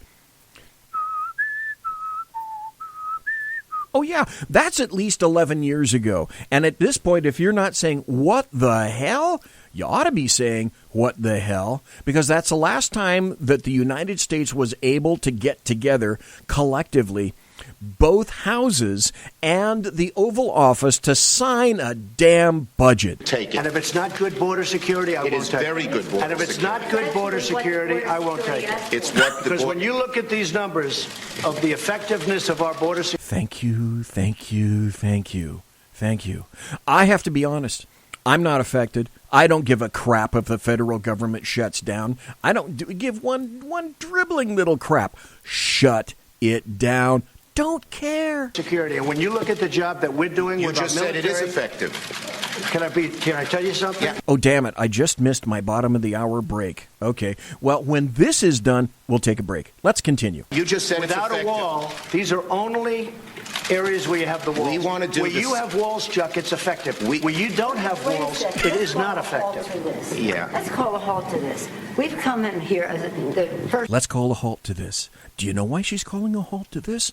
Because he's winning the argument. This is an actual argument. This is where you have a tete-a-tete with the president, who's being assaulted on both sides, literally both sides, by Nancy Pelosi on the left and little Chucky Schumer on the right. And so there are two people talking at Trump, and yet he appears to be winning his argument. Because he's winning his argument, now Nancy Pelosi pipes up and says... First branch of government, Article 1, the legislative branch. We're coming in good faith to negotiate with you about how we can keep the government open. We're going to keep it open if we have border security. If we don't have border security, Chuck, we're not going to keep it open. We are going to... I'm with you. No, you're not. That's just a lie. You're not with him. And it's the same board. You're bragging about what has been done. By us. We want to do the same thing we did last year, this year. That's our proposal. If it's good, then... Okay, stop. This is unprecedented. How many times in the prior history of the United States can you recall that the press have covered basically, I wouldn't necessarily call this heated, I'd call it certainly active, an active debate or discussion back and forth between three people, the highest level three people in the government of the United States of America. This is pretty much unprecedented. It's good now, and it won't shut down the government. Chuck, we can build a much bigger section let's with debate, more money. Let's debate in Listen, private. listen, Nancy. Okay? Yeah, let's debate in private. That is devoid, frankly, of fact, and we can... We need border security. I think we all agree that we need border security. Yes, Is that we right? do. Good. We do. See? Okay. Where's the transparency that everybody wanted? Barack wanted transparency. She said she wanted transparency before. Little Chucky Schumer said he wanted transparency before. Where's that transparency? She says, no. Let's stop this right now. Let's go into another room and have our debate where I can start to threaten you with crap. and Chuck can threaten you with crap and tell you how we're going to turn your life upside down. And when we take the house in January, here's all the steps that we're going to take to turn your life upside down. So if you think you have anything over on us, you've got another thing coming. And she can't say that here, and she doesn't want to. This is transparency. Nope, can't have it, because that's not how Democrats operate. We get along. Thank you, everybody. That's exactly what she said. Transparency? No. Trump said transparency. She didn't want to have anything to do with transparency. The Daily Mail in the UK said Trump in extraordinary Oval Office shouting match with Nancy Pelosi and Chuck Schumer as he threatens to shut down the government to get his wall built, and they call him a Pinocchio and tell him elections have consequences. Really? That's how he got to the Oval Office. Elections have consequences. Okay, here's another story. This is another happy story. But before I get to this other happy story, that's called a tease, let's go here, and then we'll be right back. Folks, you're listening to the Bloviating Zeppelin, live and direct right here from the SHR Media Network studio on the Bloviating Zeppelin's Berserk Bobcat Saloon radio show. Thanks for listening. Conservative media done right. You're listening to the SHR Media Network. Hey, this is Michael Wright. And I'm Shannon Wright. Join us for The Right Way with Shannon and Mike, Monday through Thursday from 7 to 9 a.m. right here on SHR Media. Why are they joining us? For fun things like sports, politics. Oh, maybe some news and entertainment? And all kinds of other things. Money and recipes and events, all kinds of stuff. Yeah, so join us Monday through Thursday, 7 to 9 a.m. here on SHRmedia.com.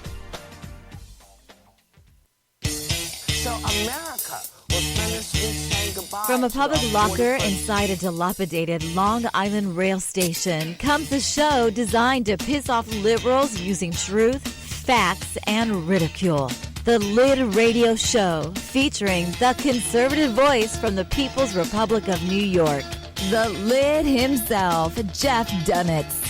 Tune in every Wednesday at 2 p.m. Eastern, 11 a.m. Pacific on the SHR Media Network. Go to shrmedia.com. At Lid Radio, we fight for the truth, justice, and a good kosher T-bone.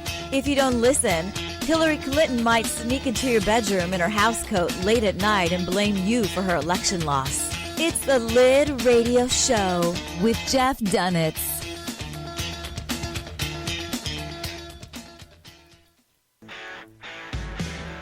Hey girls, Carry Girl Gear is here. More and more women every day are concealed carrying, participating in competitive shooting, and getting firearms training. It's not a boys' club anymore, and we don't have to shop in their stores anymore either. Finally, a cool and unique clothing line just for women. Dope tees and hats for the patriotic concealed carry and 2A girl. So what are you waiting for? Go check out carrygirlgear.com today. It's your business diva here, Melanie Collette. I am inviting you to a front row seat as I discuss some of the most intriguing details of wealth and finance with today's movers and shakers in the world of business. Listen in and discover financial truths on a global, domestic, and household scale. Uncover topics that will impact your wallet today and in the future. Money Talk with Melanie airs Monday through Friday, 5 p.m. East, 2 p.m. West, right here on SHR Media and High Plains Pundit Talk Radio. You can't afford to miss it.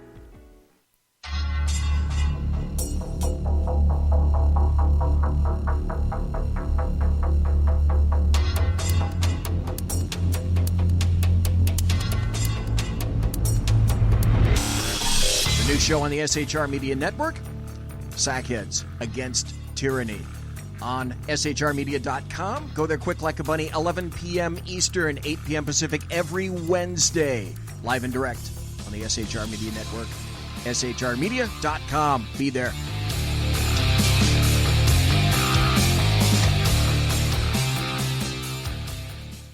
For 50 years, I've seen the American people blinded by corrupt politicians, a lapdog media, and deceptive Islam. The one thing the elites fear is one man with a cane. I'm Dave Milner. Join me through Spreaker, iTunes, and SoundCloud through SHR Media and the Western Free Radio Network. For half a century of experienced perspective on political and social issues, weekly on The Unpleasant Blind Guy. And catch me on Jeff Mitchell's EDL Radio on blogtalkradio.com. There's no surrender, ever. Because truth is not always pleasant.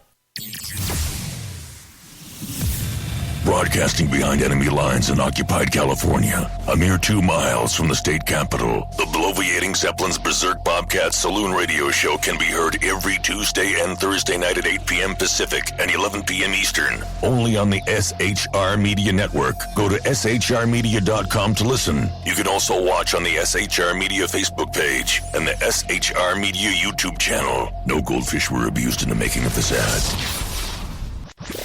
Conservative media done right. You're listening to the SHR Media Network. We are in the second hour of the Saloon. You're listening to the bloviating Zeppelin's Berserk Bobcat Saloon radio show, right here from the SHR Media Studios, just east of the locus of evil in Sacramento, the Bill Mill, the Capitol building in California here.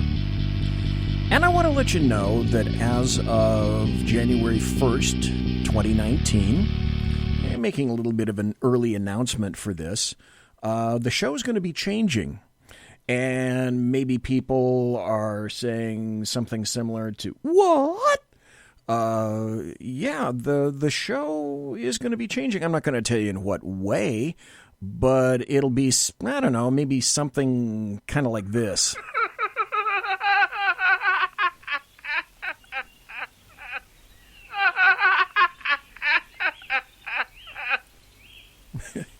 And now for something completely different. And something completely different will happen as of 2019.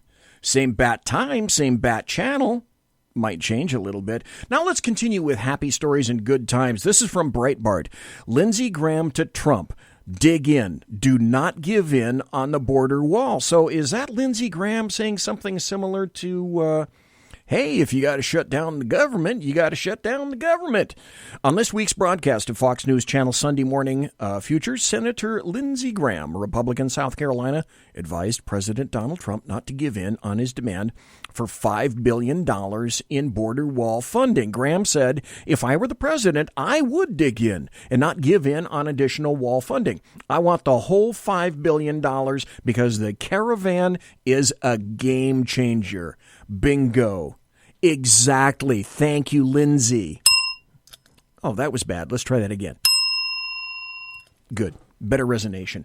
He continued, after the caravan, if you don't see the need for additional border security, you're not just paying much attention. So, Mr. President, dig in. Don't give in when it comes to the wall. Absolutely. 100%.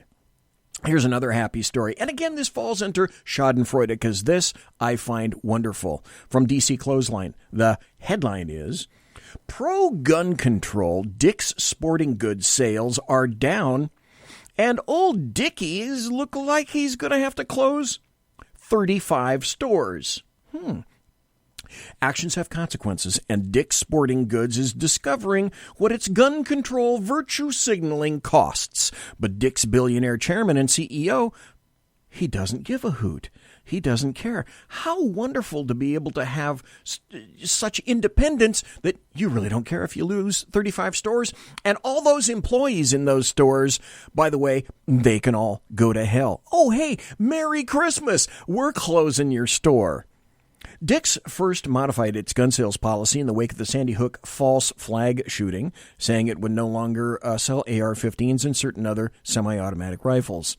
But Dick's quickly circumvented its pledge by opening the outdoor-focused Field and Stream chain.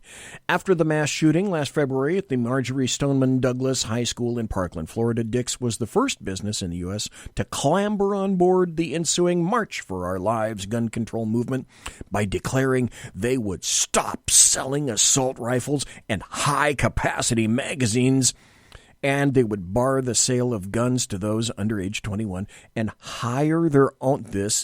They didn't just stop selling. Hey, welcome to Simone in chat. Good to see you there. They wouldn't just stop selling. Oh, no, they're going to go further and massive, expensive virtue signaling on this one. They're going to hire their own gun control lobbyists to push for stricter gun laws nationwide. At the time, Dick's paradoxically predicted that although the move, it might hurt sales, it would also draw more shoppers to its stores. In August, now, Dick's admitted that sales at stores open for at least 12 months tumbled by a bigger-than-expected 4% during the second quarter. But Chairman and CEO Edward Stack put on a brave face, insisting he was confident sales would turn around. Alas, Dick's sporting goods sales are continuing to drop, such that the company may soon close down their entire Field and Stream chain of 35 stores across 18 states. So good, CEO Edward Stack, for deciding that you're going to be the CEO in control of losing money for your board and also making sure that, hey, right around Christmas time, nothing says love like shuttering 35 stores. Ah, that is a happy story. Here's another story. This is from I Love My Freedom. The headline goes like this: the media won't show you, and this is what I call the American media maggots, and you've known me saying that for quite some time. The media won't show you the latest food stamp numbers under President Trump. So here they are. I found them for you. The latest data from the U.S. Department of Agriculture shows that more than 3.5 million people have dropped off food stamps since President Donald Trump's first month in office, and the mainstream media is nowhere to be found on this story, and there's a reason that the right-leaning media said, oh, that's right, Barack Hussein Obama, and he admitted it, and he loved it, he embraced it. He was the food stamp president. Now, I found that Breitbart says, they quote the USDA. The USDA shows that 38,577,141 Americans received benefits through the SNAP program, the Supplemental Nutrition Assistance Program, otherwise known as food stamps, in September 2018. In February 2017, a reported 42 million Americans had been receiving SNAP benefits, food stamps. Since Trump took office less than 2 years ago, Americans who received benefits through SNAP have declined for 11 straight months. And the stats are all there. There's a whole bunch of them, and I'm not going to read them, but I'd say that's a happy story. Now, sometimes when I say happy story and good times, and I mention the word schadenfreude, I can't really describe it. You'll have to look it up on your favorite search engine, SCHADENFREUDE. It's a German term. Here's one where it actually exceeds schadenfreude and goes, it broaches the border of gloat. So, okay, I'll admit it. This is BZ gloating. This is from the Washington Examiner. Ninth Circuit Court of Appeals judge faces sexual misconduct charges by 6 women. Isn't that amazing? Oh, but no, that can't be right. Leftists don't do that kind of stuff, and especially leftists not in the Ninth Circuit Court of Appeals over on the left coast out of San Francisco, or maybe it's Shat Francisco, because in Sacramento it's Shatramento. Here's the story. 6 women who worked in the office of Judge Alex Kozinski. Let me spell this for those people who want to say hi to Judge Alex, A-L-E-X, Kozinski, Kozinski, a member of the Ninth Circuit Court of Appeals, have accused him of sexual misconduct, according to a report published last Friday evening. 2 women spoke on the record with the Washington Post, while the other 4 would not allow their names to be shared. One of the women, Heidi Bond, said the judge showed her porn on multiple occasions. Hey, what a great way to win women over, right? Including pictures of naked college-age students at a party and a flip book, which a woman's naked body parts had to be matched up to the corresponding bodies. She said she worked as a clerk for Kozinski from 2006, 2007. Boom, you evil right-wingers. Boom, you evil right-wingers. Emily Murphy, Alleged Kaczynski once tried to convince her and other clerks to work out while naked after she mentioned that the court's gym appeared to be regularly used by the employees. An unidentified woman said Kaczynski looked her up and down in a less than professional way and discussed a female judge stripping. Happy stories and good times. But wait, there's more. This I did see come out, and I did hear some outlets mention this. Okay, it was Fox News, right? This is from specifically the Pew Research Center. And no, not the pew, pew, pew from guns, but the Pew Research Center. This is the headline. Many worldwide oppose more migration, both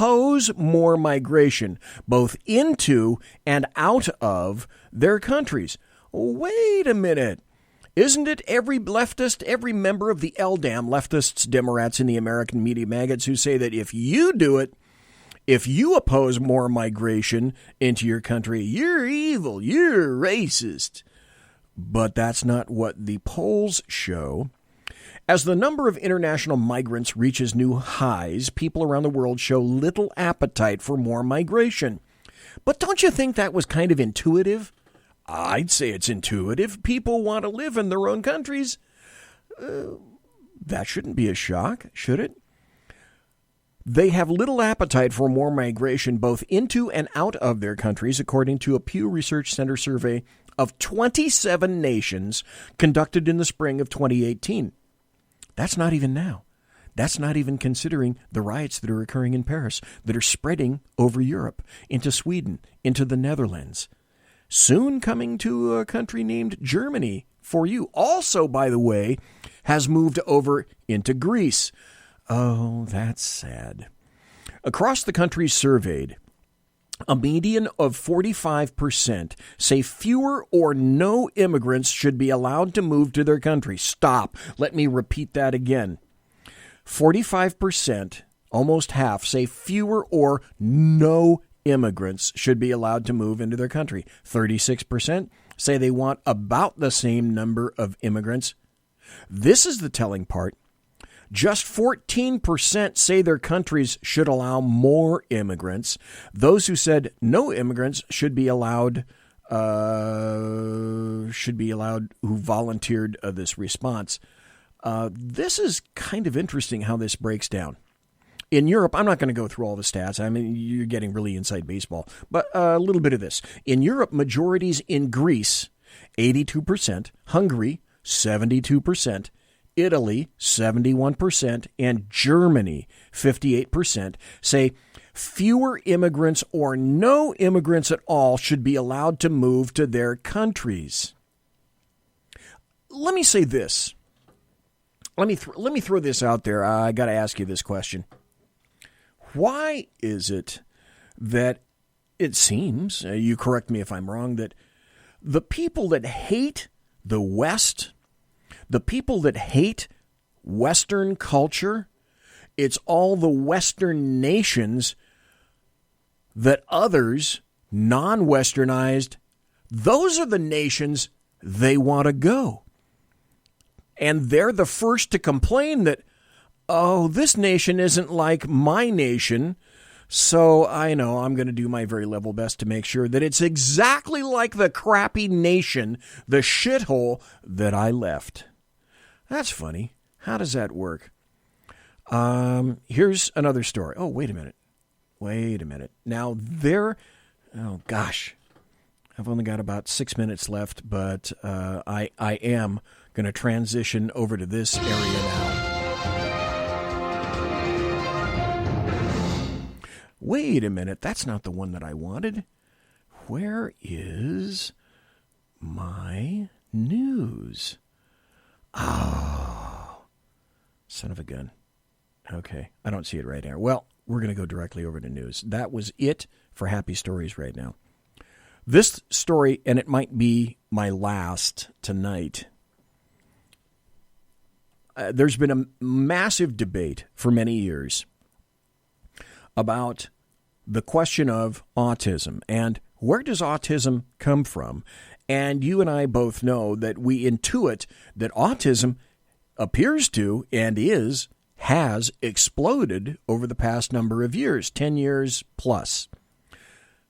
A new article just came out that said that CDC data, the Center for Disease Control, the compiler of all of this data essentially, CDC data reanalysis shows that there is a strong, statistically significant relationship between MMR vaccine and autism. Wait, wasn't that exactly the opposite of what you were told?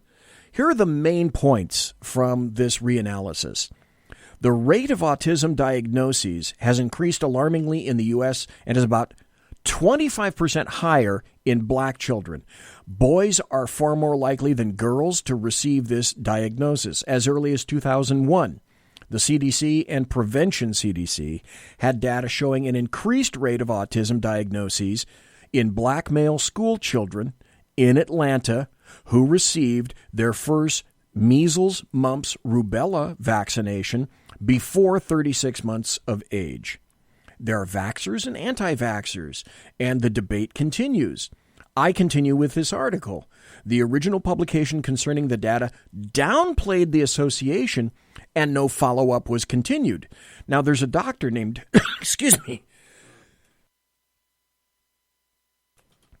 There's a doctor named Hooker who noted that the CDC deviated from its original data analysis plan, possibly because of unwanted results. The relationship loses its statistical significance if the analysis is restricted to children with a Georgia birth certificate, which decreases the sample size by about 40%. So Dr. Hooker reanalyzed the same data set using the same methodology of conditional logistic regression, but didn't exclude children lacking a Georgia birth certificate. In other words, he increased the volume. By stratifying data for African American males by birth year, Dr. Hooker also found a statistically significant higher rate of an autism diagnosis in children who had received the first MMR vaccine 1 year earlier, only in children born in 1990 or later. Thimerosal exposure increased in the early 1990s, and it was not removed from most pediatric vaccines until 2001-2004. Dr. Hooker suggests the possibility that there may be some interaction between increased mercury exposure and early MMR vaccination. Further study would be needed to explore this possibility. Dr. Hooker's peak was sparked, basically, he says, by communications with a CDC whistleblower, a senior scientist who had retained some of the original analyses. Dr. Hooker concludes that failure to follow up on these observations represents a huge lost opportunity to understand possible reasons for the enormous increase in this devastating neurological disability. So it's like, okay, you can't trust politicians anymore, and you can't trust the FBI. You sure as hell can't trust the state of California. You can't trust the alphabet agencies. You can't trust the American media maggots. And from climate change and the people that are the portion of the religious left, that's science, allegedly. Well, it's becoming more and more clear that you can't trust them. And now, if you can't trust scientists to abide by the scientific theory and not preordain the results, who can you believe anymore? Monsieur has unlocked!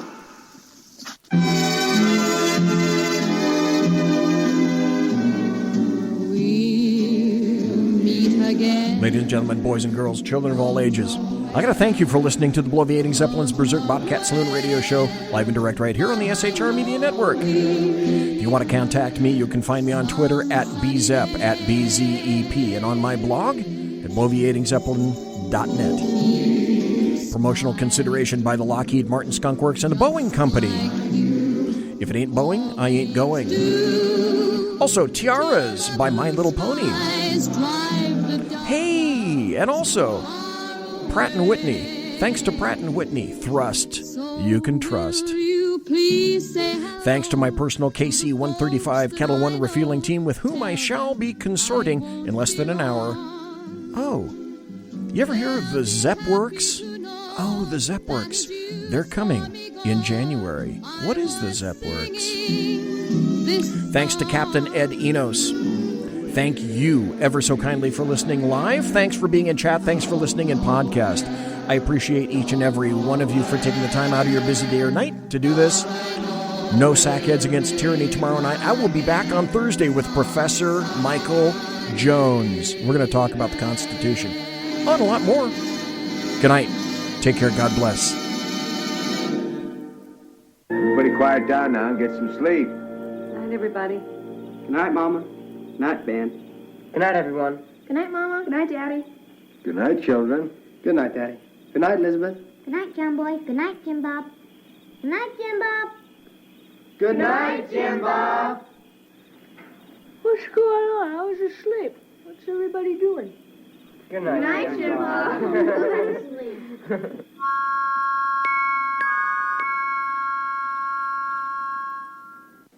Good night, and good luck.